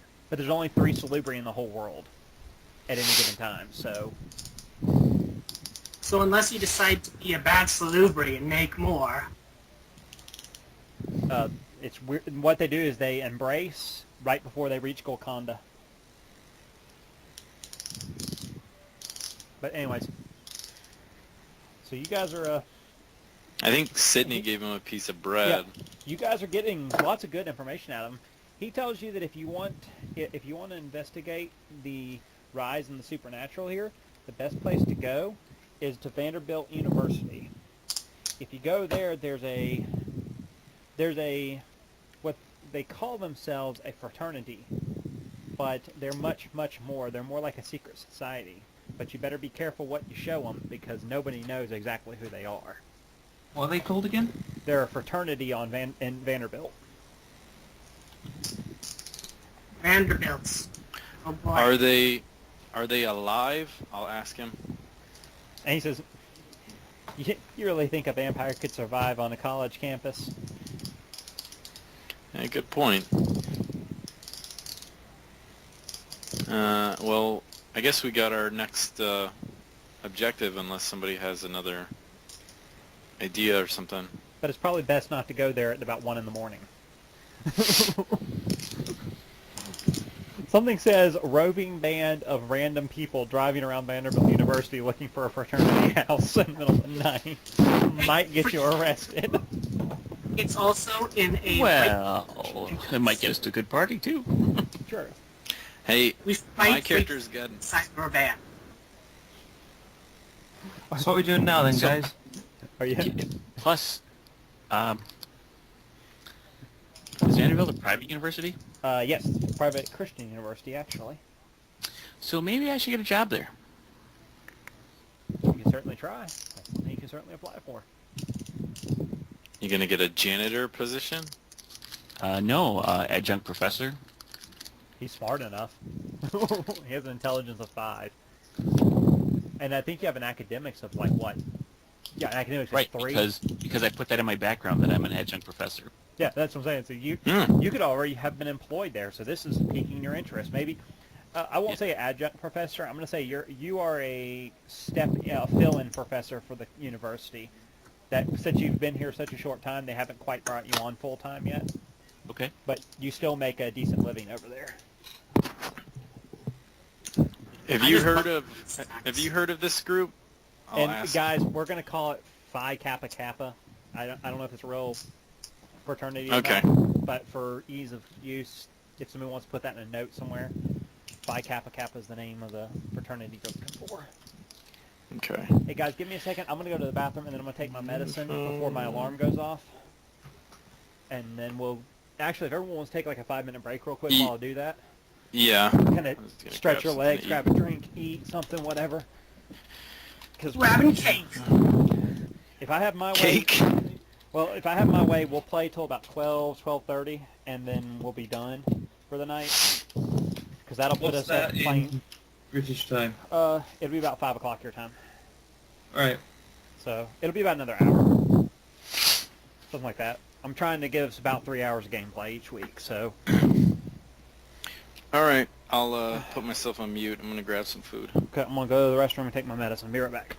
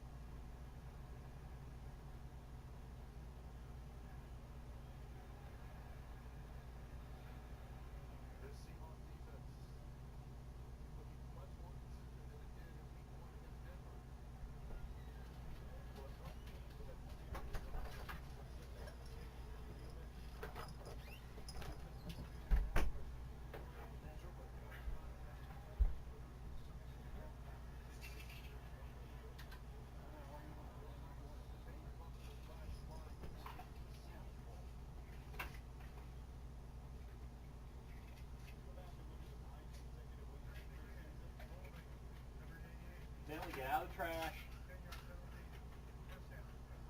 Scouting pit?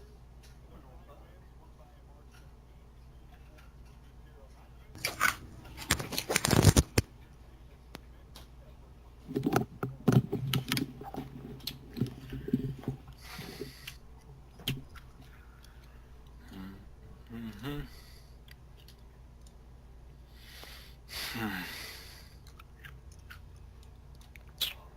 Save. Whew. Oh, Oh, experience. getting old. So did you guys look at the temporis thing at all? I just got back. Let me check it out.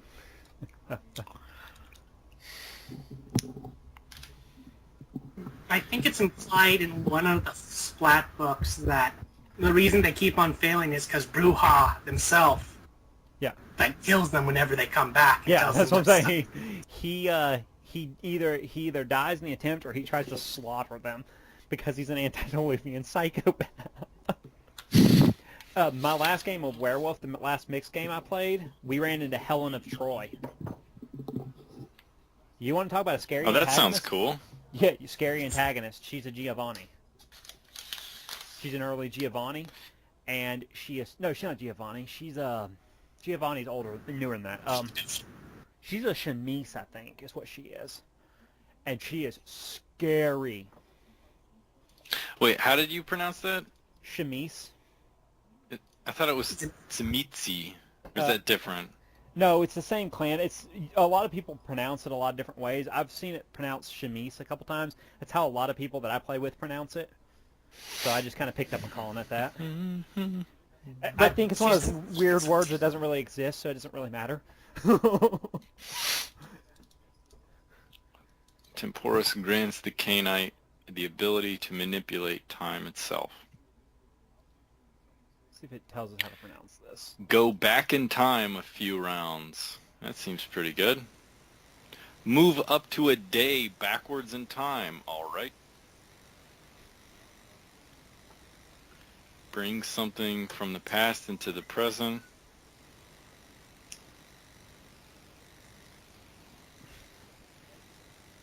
It gets to Accelerate your time frame in order to take several actions around.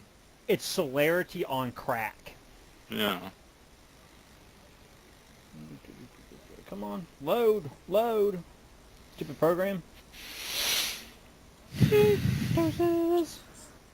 most interesting splat I've ever read for a vampire was the one on the Islamic vampires.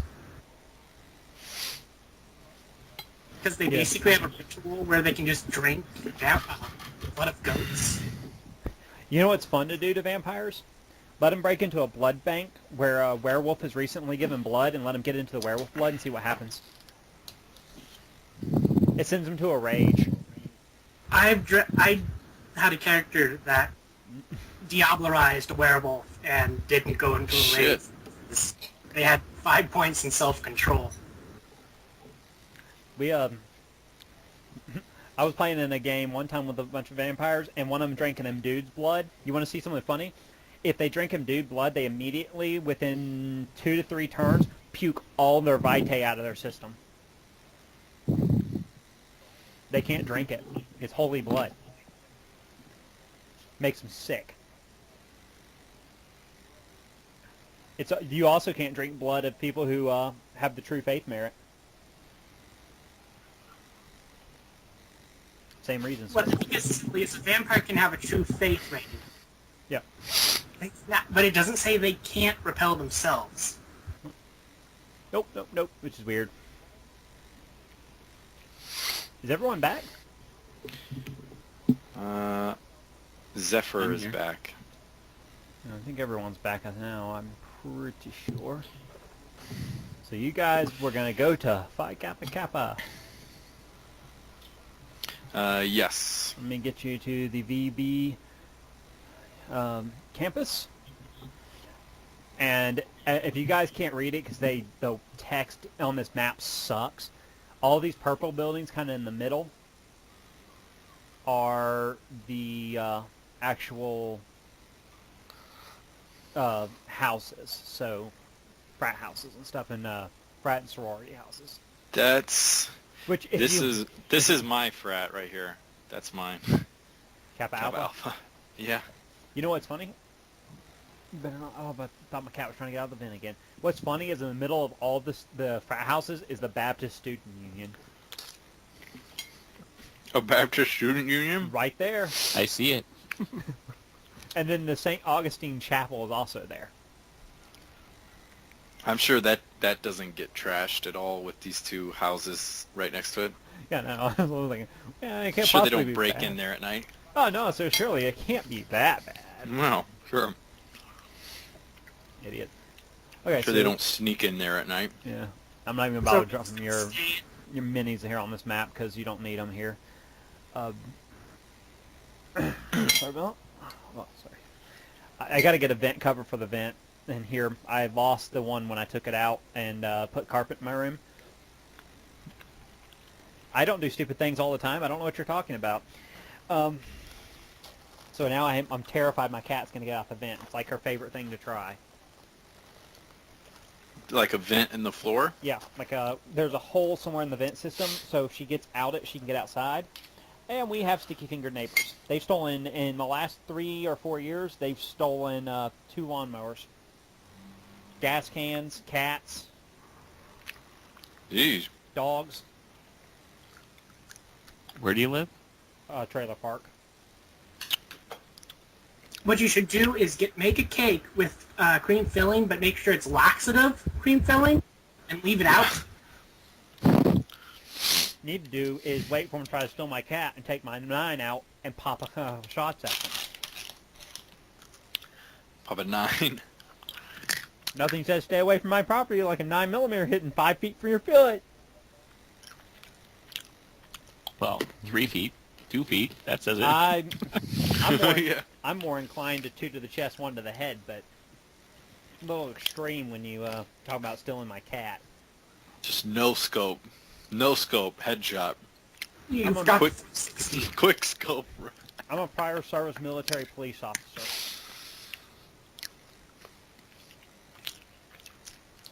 How do you feel about... Have you ever seen those videos of people playing Call of Duty where they spin in a circle and then shoot somebody? Does that just frustrate you? No. I don't pay attention to Call of Duty because of the number of nerds that play that and then think that they could go into the military and do things like, I don't know, force recon snipering. It's so much different sniping somebody in a video game than it is having a real person's head in your scope and realizing that you're about to blow his brains out. And Trust then me.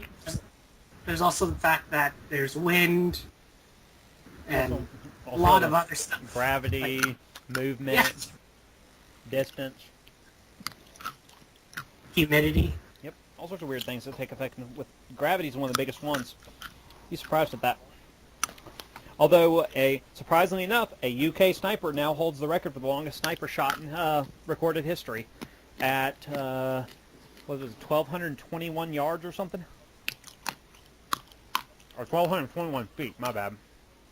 I know there's someone who did one like over more than 1 mile. No, I might be wrong. It may be 1,221 yards. It's retarded. Because it's like 6,000 feet or something. But Jesus. He holds the record for the longest sniper shot. It was I think it was a Gurkha, which I'm not even going to get into that. I want to be a Gurkha. I was reading the Mr. Welch's things, and Mr. Welch can no longer do an RPG today. And one of the things was, I will not base my character on a Smurf. Even if my character is based on a Smurf, Gurkha Smurf is not an option since he wasn't a real Smurf. Anyways, back to Mage. So what do you guys want to do for the rest of the evening with your stuff? So, I mean, you... But let's go, just go walk by or drive by their frat house and check it out. You could don't technically have get to away stop. with it. You got a guy with a access badge to the campus. Right. You get stopped by campus Yeah. security.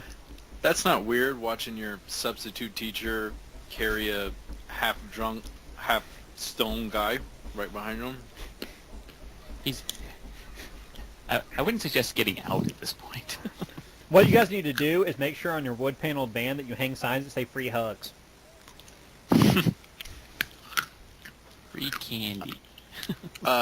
Yeah, sure. Let's scope it out if we can. So, is there any reason we should think that there's been security issues?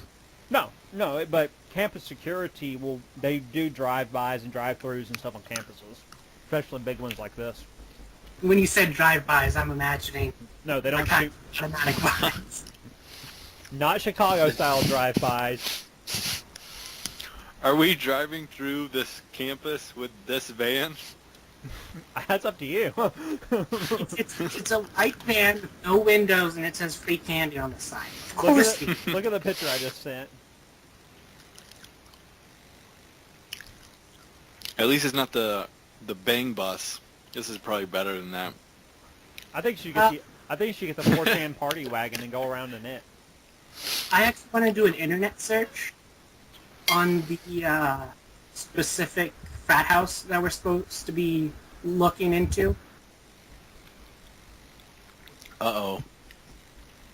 Like, for if they ever popped up in the news about anything. Yeah. Wait, are you talking in character or out of character? I'm talking to the GM. Wait, what? I lost it. Okay. Because now you had me think about the 4chan party van. I apologize. I was wanting to do an internet search Oh. regarding the About the frat. house. Okay, I heard that part. I just make sure I didn't miss anything else. Okay. Your internet search is pretty routine. I mean, it comes up as a standard list on the standard list for Vanderbilt registered fraternities. Its members are mostly juniors and seniors in the college. It's got some pretty prestigious previous members in the community. You know, local councilmen, people like that. Some regional politicians, regional business leaders, things like that. But nothing seems out of place about it. And it's almost too squeaky clean. Like, there's never been incidents of hazing, reports of hazing deaths, and things like that typically come with college fraternities, especially long-standing ones. Huh. Maybe I should hack into security records. What do you guys think?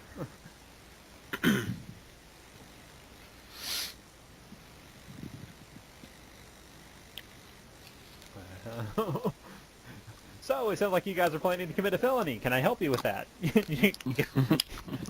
Paperclip. Yeah, got it. I'm a virtual adult. That's what I do. Sounds good to me. We're not sabotaging our friend's job. Running the At risk of all. being imprisoned in federal penitentiaries and being raped by a guy named Molly 3-4 times. Do we know anything about them? Like, does our teacher does he know any more information? Not really. Yeah, they're not really the tech crowd, so they're not in my classes. Well, Okay. I'm also assuming that he probably doesn't know as much because he's not a full-time professor, so he doesn't keep an office on campus and things like that. Yeah, they don't even give me a phone number. I'm lucky to have a key. Pretty much. When we drive by their frat house, what do we see? At the time, because it's the middle of the week, it's dark. I mean, if you took a guess, you're guessing these kids are probably, if anyone's there, they're probably asleep. They've probably got classes in the morning and everything else. How do you guys feel about just coming in tomorrow morning and acting as if we're alumni? Or if you're young Just enough, prospective members. Well, I think my character's like 26, 27, so I'd be a You'd little... be out of that, but if you I'd have be a somebody who's little- like 20, if you have somebody who's 22, 23, you could probably pass yourself off as 17, 18, or 18, 19 years old. Almost got bit feeding a dog a cracker. Anybody? Is anybody that age? I could probably do it. You want to try that, and then if that doesn't work, we can try to hack in.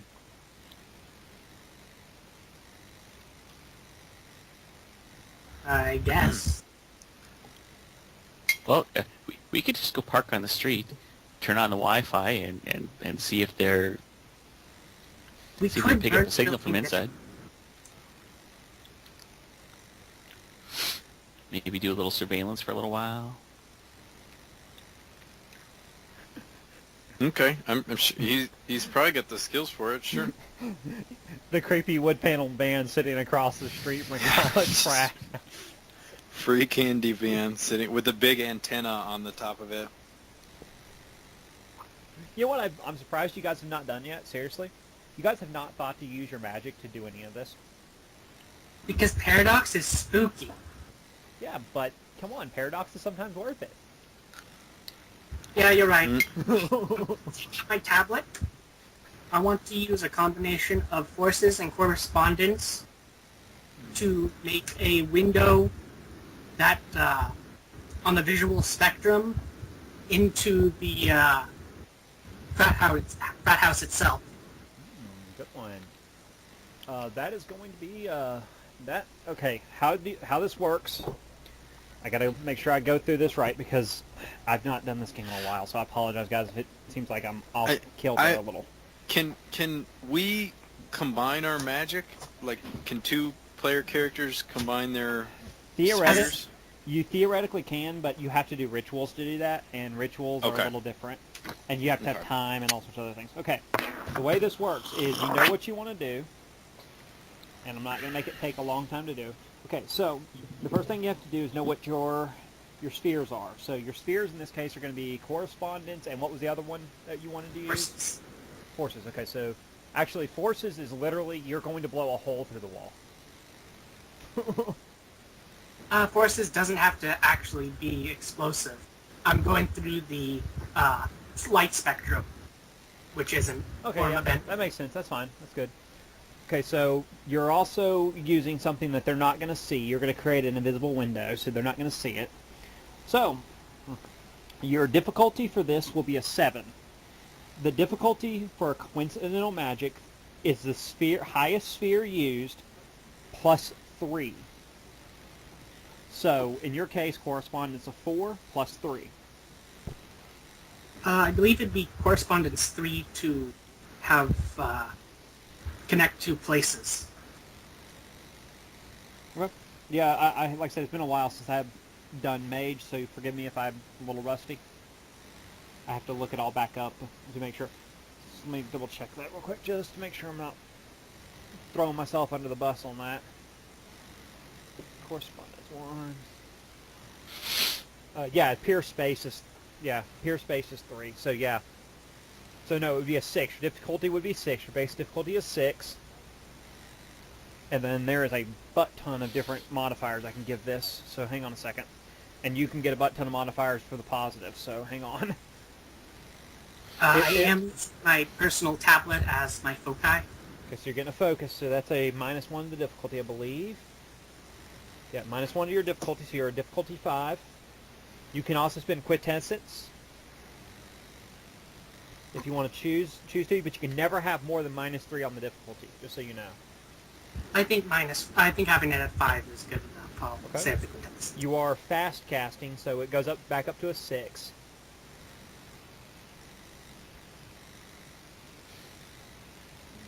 So difficulty 6. Mm-hmm.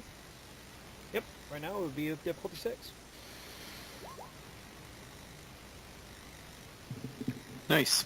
2 successes. You managed to pull it off. You can see into the building, and it is not as quiet as it would seem when you look at it. And oh crap! I forgot how much paradox you generate from that. Dummy. I need to calculate your paradox real quick. It's highest sphere plus 1 since it's Yeah, it's coincidental. coincidental. Witnesses. No witnesses. So yeah, highest sphere plus 1, so 4. You generate 4, and I'm not making you roll it off right now. I'm not rolling it off right now. It's just building for you. Okay.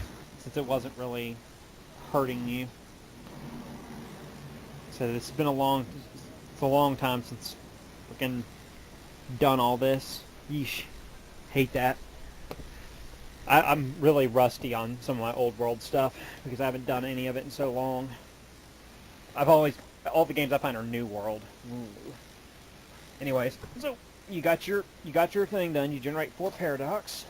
So you see in there, and there are a bunch of dudes sitting around in the dark, and they are leaning over something in the main room. Something, someone. He's not got enough of a view. They seem to be blocking his view from whatever it is they're huddled over. Could I move the little window I have so that I could get a view? You would have to reestablish it. And that would put me up to 8 paradox. Yeah, and you're probably going to have to roll that at that point. I'm going to have to roll your paradox at that point. Is this just a window, or is it like a portal? It's like a portal. It's an invisible window he's creating through the wall. Is there something like to hand like a rock or something? You gonna throw something through it? Yeah, I'm gonna throw something through it. I'm going to make you roll for that. You break their window. Now that he's viewing this through his foci, they are well aware somebody's outside, and as they begin to scurry, you see a couple of guns. Huh, it seems like a wholesome North American university to me. It seems normal. It is in the south. Can they see?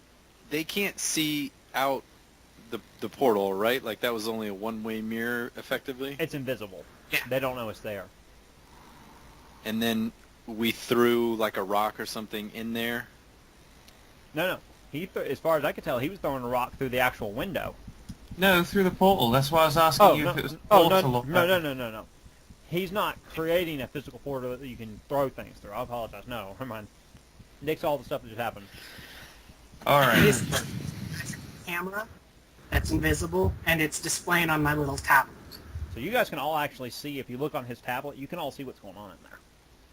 Okay. Are there any, like, computers or anything on? In the building? No. They're in the dark, which makes it even weirder.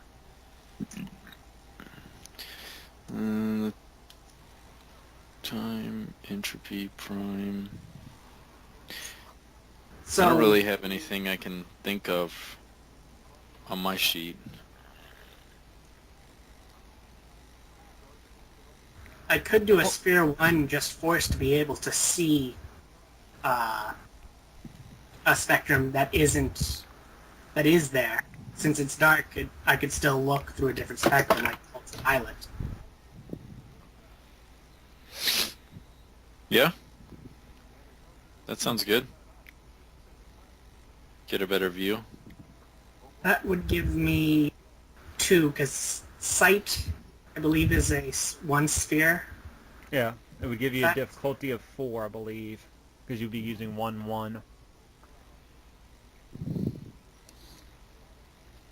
What else is in the room? Be it, like, off and everything? As far as what you can tell from his window, besides the people, there's definitely something they're huddled around, but it's too difficult to tell. There are candle stands, and then the rest of the room looks like standard fare furniture, like chairs, couches, TVs, things you would find in a normal frat house. So it's a proper frat house apart from all of this? Yes, apart from this weird meeting they're having in the middle of the night in the dark. Would they by any chance have a Roomba? A Roomba? Yeah, it's a remote control, what do you call it? Vacuum. Vacuum cleaning. No, unfortunately. All the frat houses will have them. Unfortunately, I'm not giving them a Roomba. Hack into it and Fair enough. use it as a...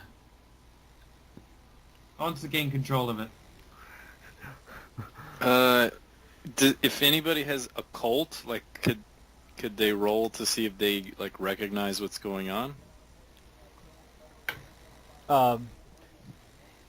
If you're trying to figure out what's going wrong, What's going on? Yeah, like what's if going on, that's yeah. a ritual or something that they've seen before. that would be a intelligence plus enigmas.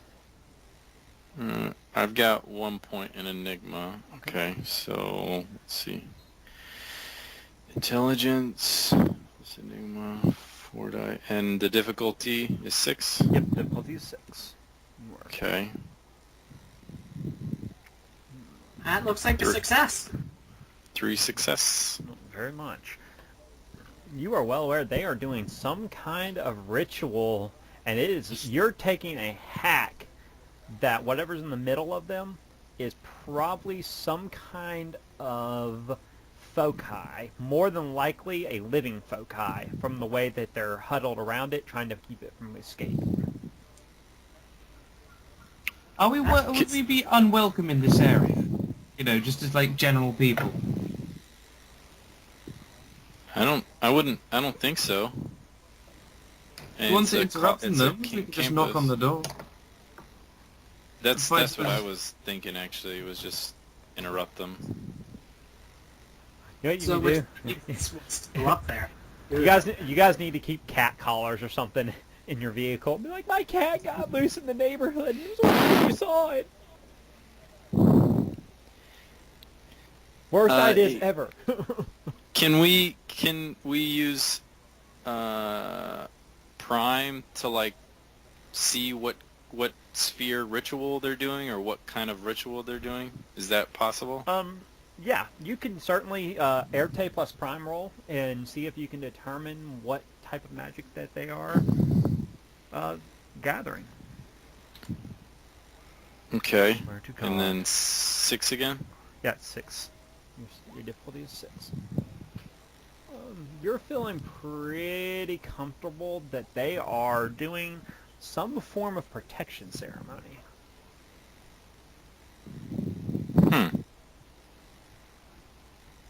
And they're using a live foci? Yep, a live foci, which is actually kind of uncommon, but if you took a swing, you would guess that it is probably going to be a familiar.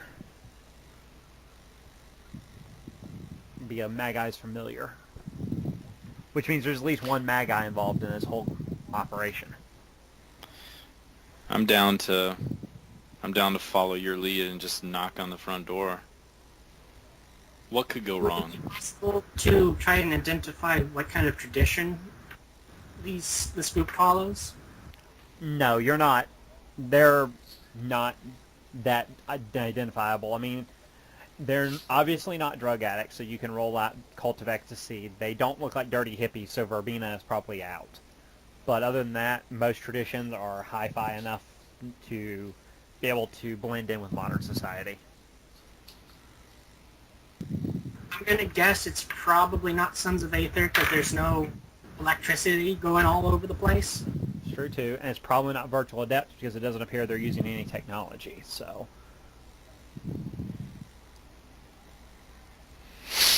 And it's also a good bet that they're not technocrats.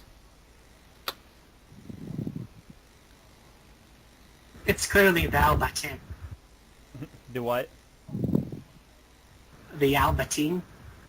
Oh, it's the Ollie Baton. Everyone run. Muslim mages. Before we knock on the door or anything, we can still see through this portal, right? Yes. Yeah, so one of you Could I guys... use my matter magic to disintegrate the candles? You can certainly do it. I'm not sure what you're trying to accomplish there, other than scaring them. Distraction. I Also- actually don't want to let them know that we're here. Do we know? Another thing is we have sleepers among them. Those sleepers will count as witnesses and make your paradox a lot worse. They will eat your soul. Depends on how coincidental it is, too. It depends on how the candles sizzle out. But, yeah, sleepers are never good. Although, I wouldn't count them as sleepers because they obviously are being entertained by a real mage who's introduced them to the reality of magic. So what do we want to do with this situation then, guys? It sounds like everyone wants to go knock.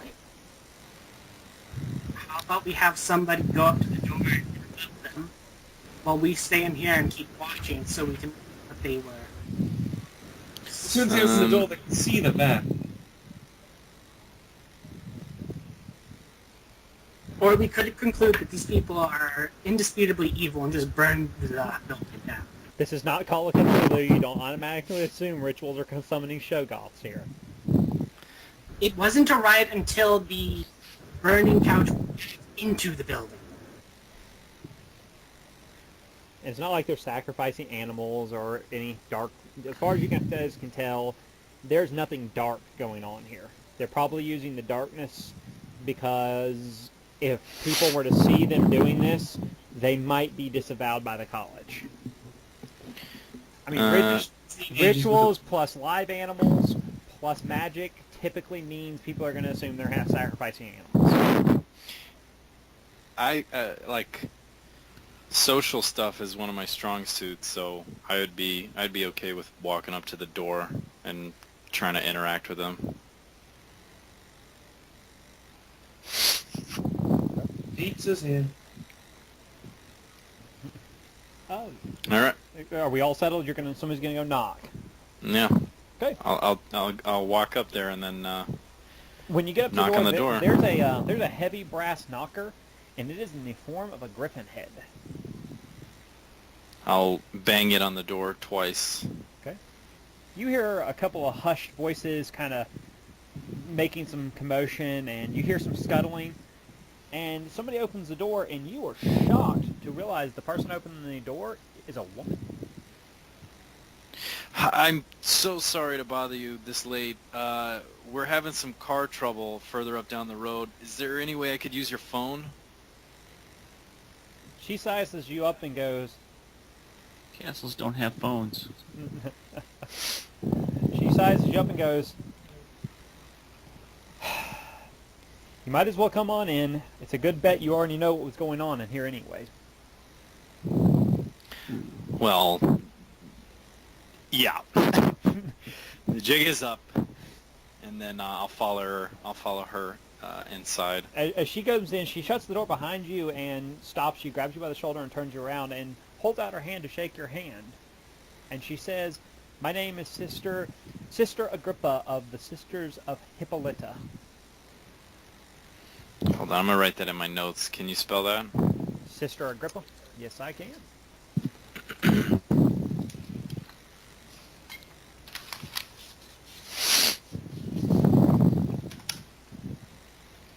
It's Hippolyta or Hippolyta. I don't know how you say it. It's a Greek word. Basically, they are raging lesbians. I misspelled Oh. Hippolyta. Well, I'm glad I'm the guy who walked in. I misspelled Hippolyta. That's how you spell Hippolyta. Characters. Should have been those Slovenian girls. Can you guys see through that portal? Like, are they still? Can you see what they were huddled around? Now that you've kind of scattered them out, yes, they can. It is a cat. Do I see that, or only the people looking through the portal? As you're walking into the main room, because the entryway basically opens up into the main room. You see it, and they're quietly hustling to get it out of the way. They don't quite know that you. They don't know what the Sister of Hippolyta knows of you. She automatically knows you're a mage. She's like, she just senses it on you. She's like, oh great. Well, I'll announce it to the sorority or the other girls here. There's no girls here. These are guys. That's why. There's a woman in a frat house that's not being raped multiple times. So I'll turn to her again. And I'll say, so you're in charge here. Indeed. She says yes. What exactly was it you're doing? I find it refreshing to make sure that we have a protection circle around our abode.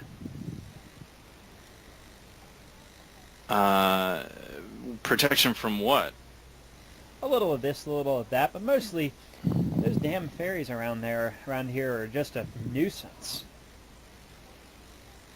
Can I motion to wherever the portal is? I'm assuming she figured it out as soon as we get it, and I'll try to motion to the people in the van to come in. Now that she gets close to the door, she probably feels a little bit of the resonance of it, so she's saying, great. And she, you can kind of motion to it, and they can come in now. The jig is up, guys. They know you're here. Yeah, I'll try to I'm sorry. motion for the rest of us. We all go in. This seems like a bad idea. she's perfectly friendly. She's not mad at you or anything. She just didn't expect you to show up. Hang on a second. I think it's empathy here. Since you're dealing with her, did they do away with empathy? They did in this version. They did away with empathy. Do me a perception plus awareness roll. And that should. I'm gonna have to substitute, make some weird rolls here because they got rid of one of the best skills in the freaking game. 3. Okay. 0. You're not able to tell if she's full of crap or not, but as far as you can tell, she's perfectly friendly. She's not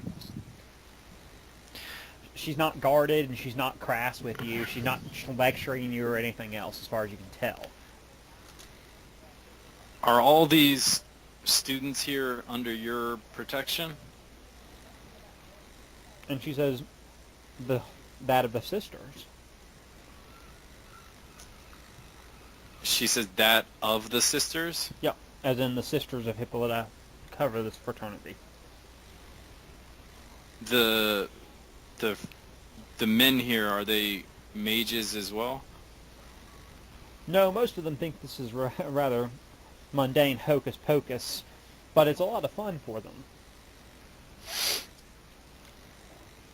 Why do you care about this fraternity? What's special about this place?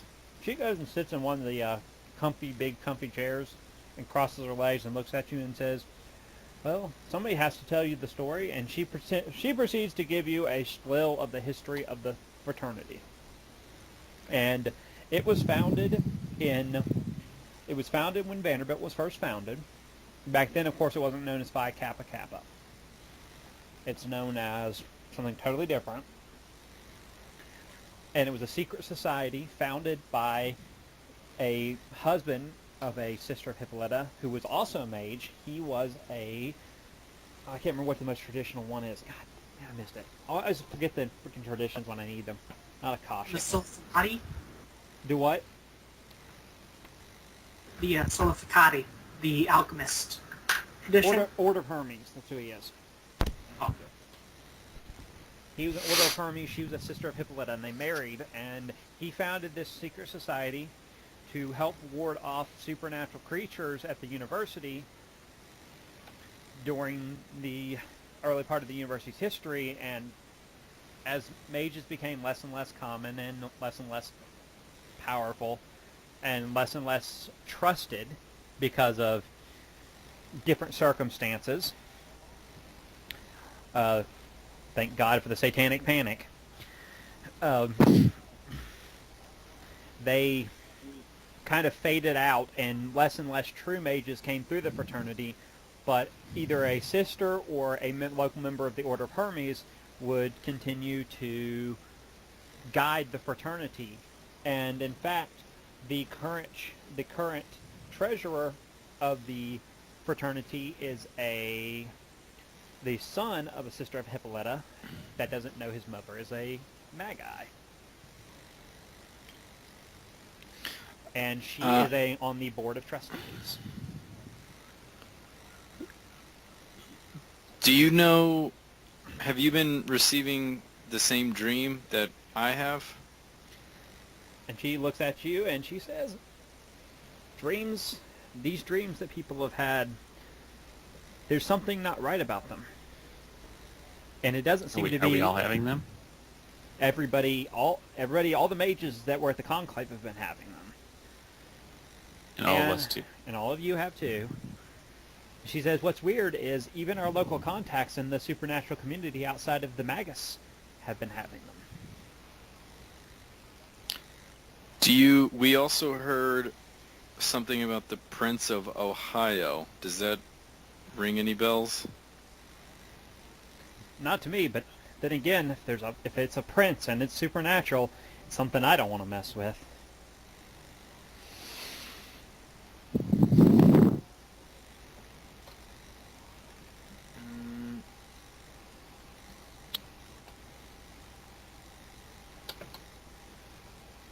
I'm drawing a blank.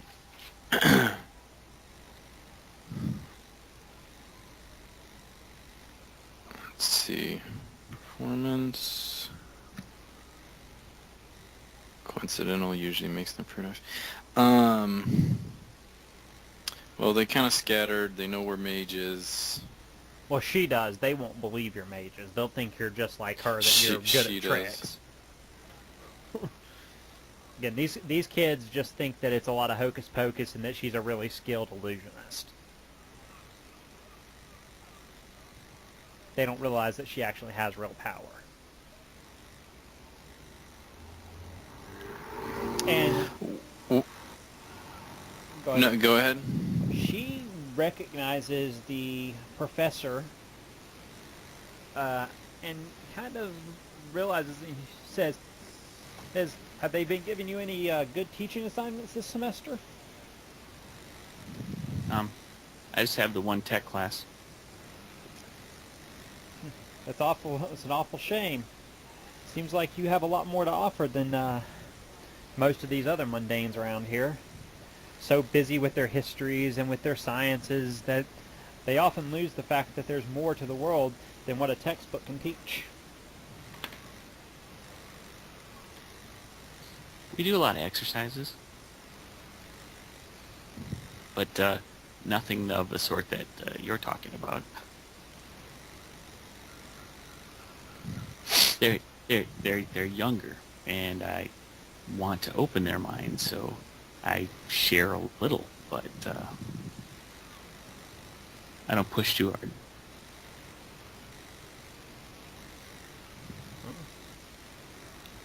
Like I said, it's not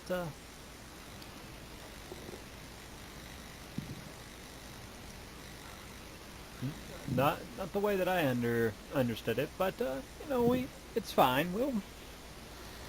We prefer to teach a different way, but then again, I come from a much older school.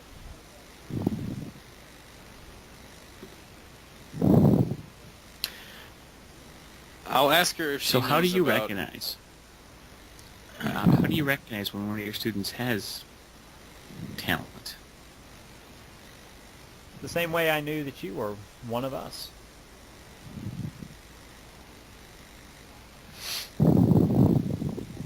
So how did you know?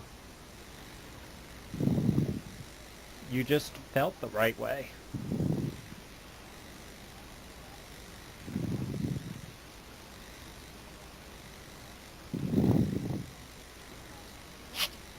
So out of character, is this a power we all share?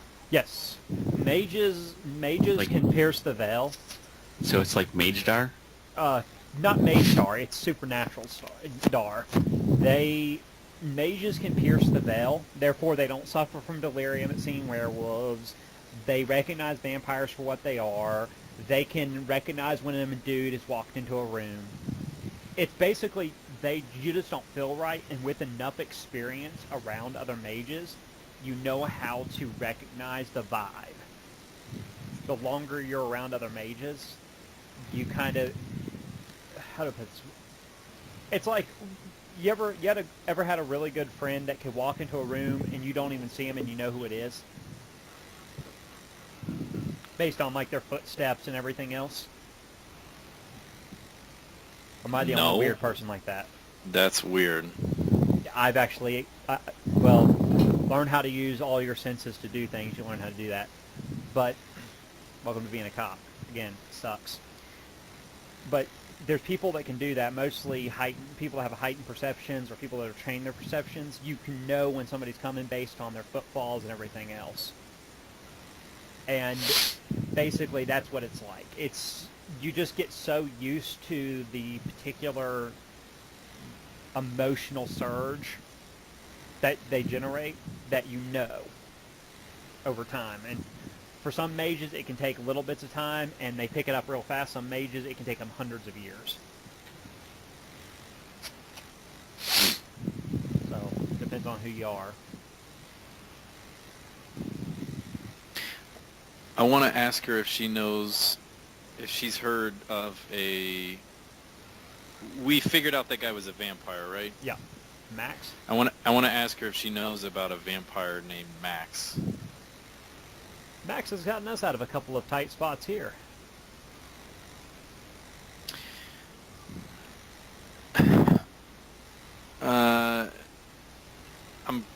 gonna get a little frustrated with her, like, not just telling us. I'm gonna just tell her, look, with this dream attracting all supernatural beings, you know, more and more threats are gonna come to this college, and your protection spell is probably not gonna last as long as you want it to. Can you just tell us what we need to know? Look, I don't know any more about it than you do. All I can tell you is Max has always been a good guy to us. Gus never hurt us, never wanted to hurt us, and for the right price, he can get you anything you need to know. Do you know where to find him? No, normally we have to send up a flare. And if you want to send up a flare, you got to do it the right way. What's the right way? You don't literally mean a flare, right? Oh, no, not literally. Hey, make a big stink in the supernatural community. There's a couple places you can go. I take it since you met Max, you've already been to the pub downtown. Yeah. Tell the owner there you need to get in touch with him. He'll get you in touch.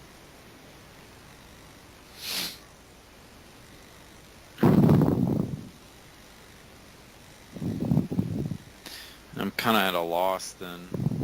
Out of character. No, she's not trying to be difficult. She really doesn't know much about the specifics of what you're asking. She doesn't know who the guy is, but she's offering to help you as much as she can. Like, if she could tell you where Max was, she would.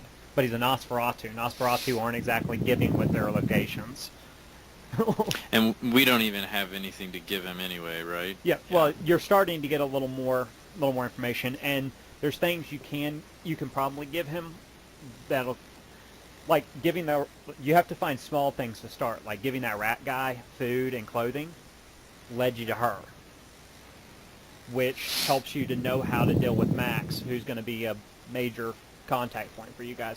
In fact, everybody, when this game is over, is going to take a contact to Max, because he's going to be a permanent contact for you guys. Sounds good. Okay. So I don't have any ideas. Like I said, I know this seems frustrating. I'm trying to build up some of the background stuff for you guys, so when you start really delving into the game, you have the resources to get through it. What about this lady? This lady, she'll be part of the contacts too, the contact too that you pick up. For each dotted contacts, pretty much, you typically pick up one decent contact, or you can pick up one really good contact for however many dots you want. So I would put Sister Agrippa and Max on your contact list. And Okay. she more than happily, she offers you a drink. It's not booze, thank God. The last thing you need to do is get somebody else drunk again. And she starts to, she starts telling you little bits of information about Knoxville and about the Mage community here and all the changes that have been happening. And she gives you a little bit of information you haven't heard before. The guy that spoke at the conclave about the dreams, he's not from Knoxville. He's not even American. He is Ali Baton. He's Middle Eastern. He's a terrorist. Does she know if he was drawn here because of the dreams? Like the dreams are that far-reaching? She doesn't believe he was drawn here by the dreams. She thinks that the head magus, the guy that led that called the conclave, she thinks that he knows more about this guy than he's leading on, even though he claims he met him most recently.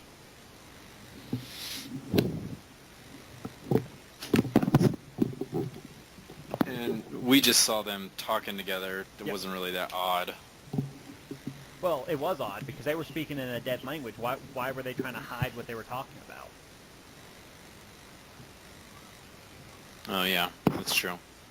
I mean, they went out of their way to hide what they were trying to say.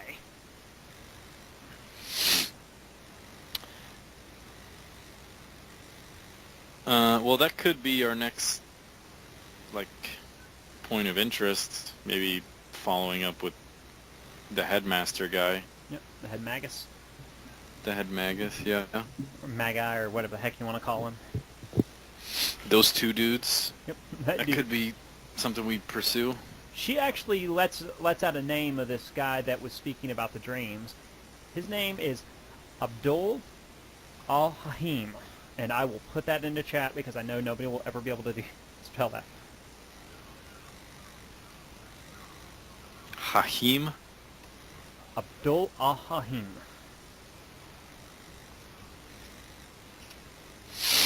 Copy journal.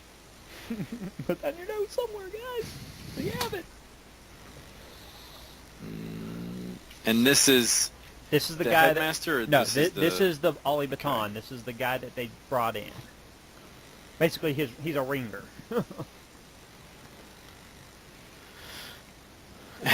I'll ask her if anything like this has ever happened before. Not necessarily a dream, but another incident in which pretty much every mage has shared some type of experience. She takes a long draught from her soda can and says, "No, but if I have anything to say about it, I would say this has definitely got some far-reaching correspondence magic involved."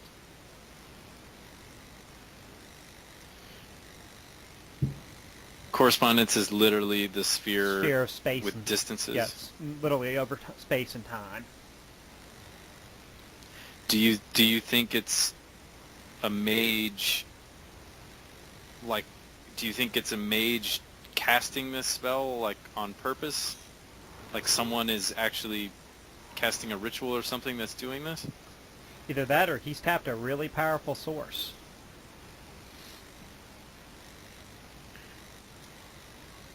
Do you know of any mages that are strong enough to do something like that? You're talking about a level of mastery that not even the highest archmages around here can touch.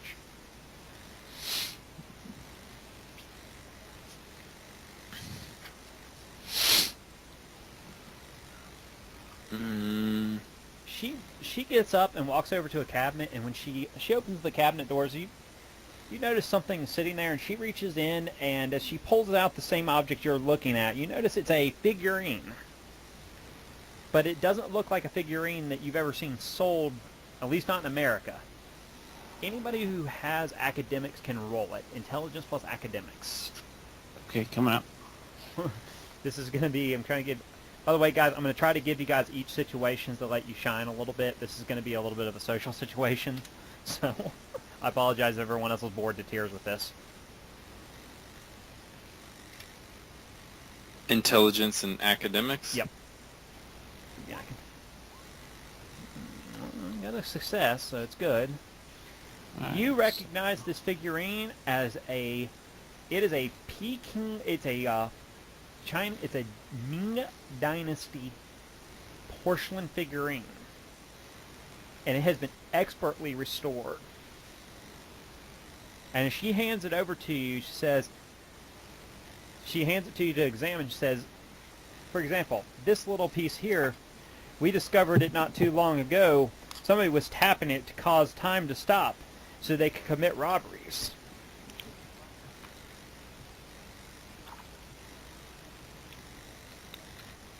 And she lets you guys each hold it in your hands. You can feel it. You can touch it. If you have time magic spheres, you feel the radiating magic off of it, the time magic radiating off of it. And then she holds her hand out once you guys are done to retrieve it, because she just basically told you that you couldn't use this to rape people. Does Harrison learn anything more about it? Harrison, with one success, he basically knows exactly what it is. He's not going to be familiar with its history because he would have to literally go delving into different... I didn't get one success. I got 4. Oh, wow. Oh, holy crap. Zypher rolled 1. Harrison rolled 4. Yeah. Okay, 4 successes. You can slap your brains against the desk, and you are very well versed in what this is. You know that this was probably found in a dig, not in China, which is kind of odd, but it was actually found in a dig somewhere closer to Siberia. which means it was probably taken by Mongolians, by the Mongols or Huns at some point. You're also well aware that the people that created this particular item, if you really start getting down to the details, were not only master craftsmen of the porcelain, they were master craftsmen of anything they touched, almost as if it was a mystical ability. And if you have enigmas, you can go ahead and roll that, and you may be able to figure out what crafted this. Can I take that? Let me scroll down here. I do have enigmas. So that's enigmas plus intelligence. Yes, that's intelligence. I picked a good one, I think, with that.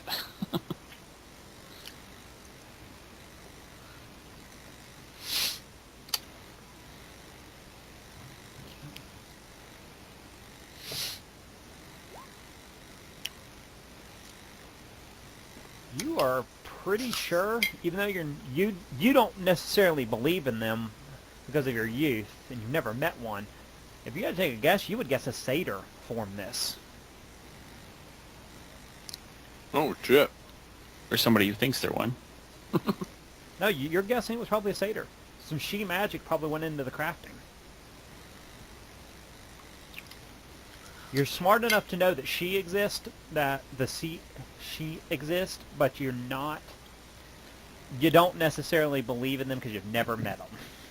So it's another one of those things. Hunters kill people all the time, but you've never met one, so it's like, they're just an urban legend. Until they start putting 12-gauge shotgun bolts in your chest. So, but you said it was recently used? It was recently used, yes.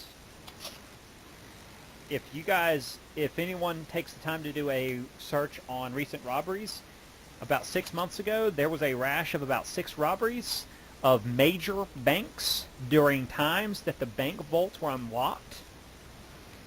And somebody got into the vaults with no camera seeing them, no security seeing them, nobody remembering anybody coming in or out of the bank, yet millions of dollars were stolen each time. Can I ask her if this figurine will let someone who's not fluent in time magic cast time magic, or does it only amplify a mage's innate abilities? She kind of chuckles and says, "You still have some learning to do on the ideas of the pattern, son. And it would take not only a strong time mage to activate this, he would have to have some understanding of the pattern itself." So that would mean like in archmage in time. No. Mechanics-wise, you have to have Prime 3 to use a powerful wonder like that. Okay. Because it's a super potent item, and you have to understand the basics of how magic works to make it function. Okay. I thought that would help us figure out who that guy was. No, it certainly could. But remember, she also said they caught them, so that's how they got the figurine. So they've already caught the guy and punished him for messing with time like that. Only because he came back. Yeah, that's right. Well, he was using it to stop time for long enough to get into the vault and steal millions of dollars. like in the Twilight Zone. Kind of. I didn't even remember that episode when I came up with that idea. Where is this mage now? Where is he being held? If you're gonna go see him, you better get a couple shovels and something to break open a coffin. I thought we already said we weren't going to go see Max. No, you weren't. No. Come on. I think we saw him at the bar. We had some drinks with him. So that guy's dead. We won't get any information from him. How is it that you have this relic now? I'm assuming you're not the only person that was able to catch him. Oh, no. But they thought it would be best under the protection of an order, rather than a single mage. And the sisters have always been trustworthy. Could this be linked to could this be linked in any way to the dream? Do you see any type of correlation between the two? No, that type of magic is something totally different. Even I'm unaware of it. As far as I can tell, nobody's able to figure out exactly how it works.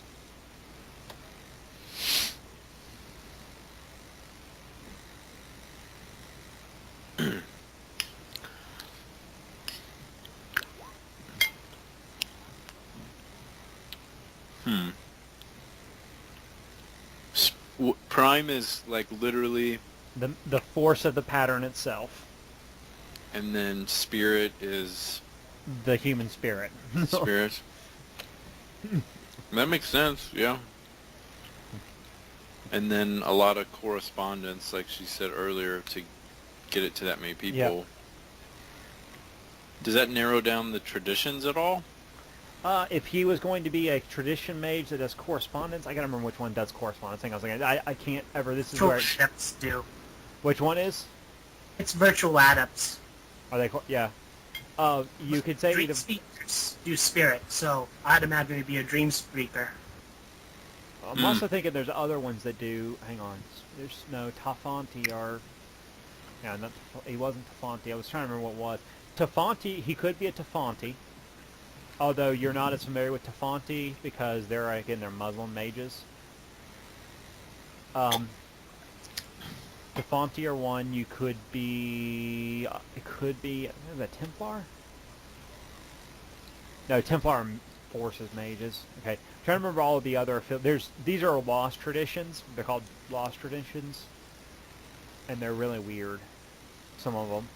But there's a couple things that they could be. It could be a spirit mage. It could be all sorts of different things. So, Ollie Baton is forces, isn't it? Why is this website loading so slow? Alabaton is correspondence. Yes, haha, I knew it. Yes, they are correspondents. So he could be Ollie Baton. So that might be why they brought in Ollie that Baton. ringer guy. Yep, the ringer. So definitely, he's definitely powerful enough, and he would definitely have a better understanding of correspondence than a mage who's an Order of Hermes who focuses on forces. Does she know where we can find them when we're, outside of the meeting hall or whatever, like where he hangs out, I guess? She knows where the leader of the mages works. He works in a used bookstore called Carl's Books, and that's the name he's been using for the last about 30 years is Carl. But she and her stepmother knew him better as Arthur, and before that he probably had some other name. Well, that's a good place to start, I guess. And this is actually a good place to pull stop unless you guys have a bunch of other questions. No, I'm good. I got nothing. I gave you a little hook that we can hang on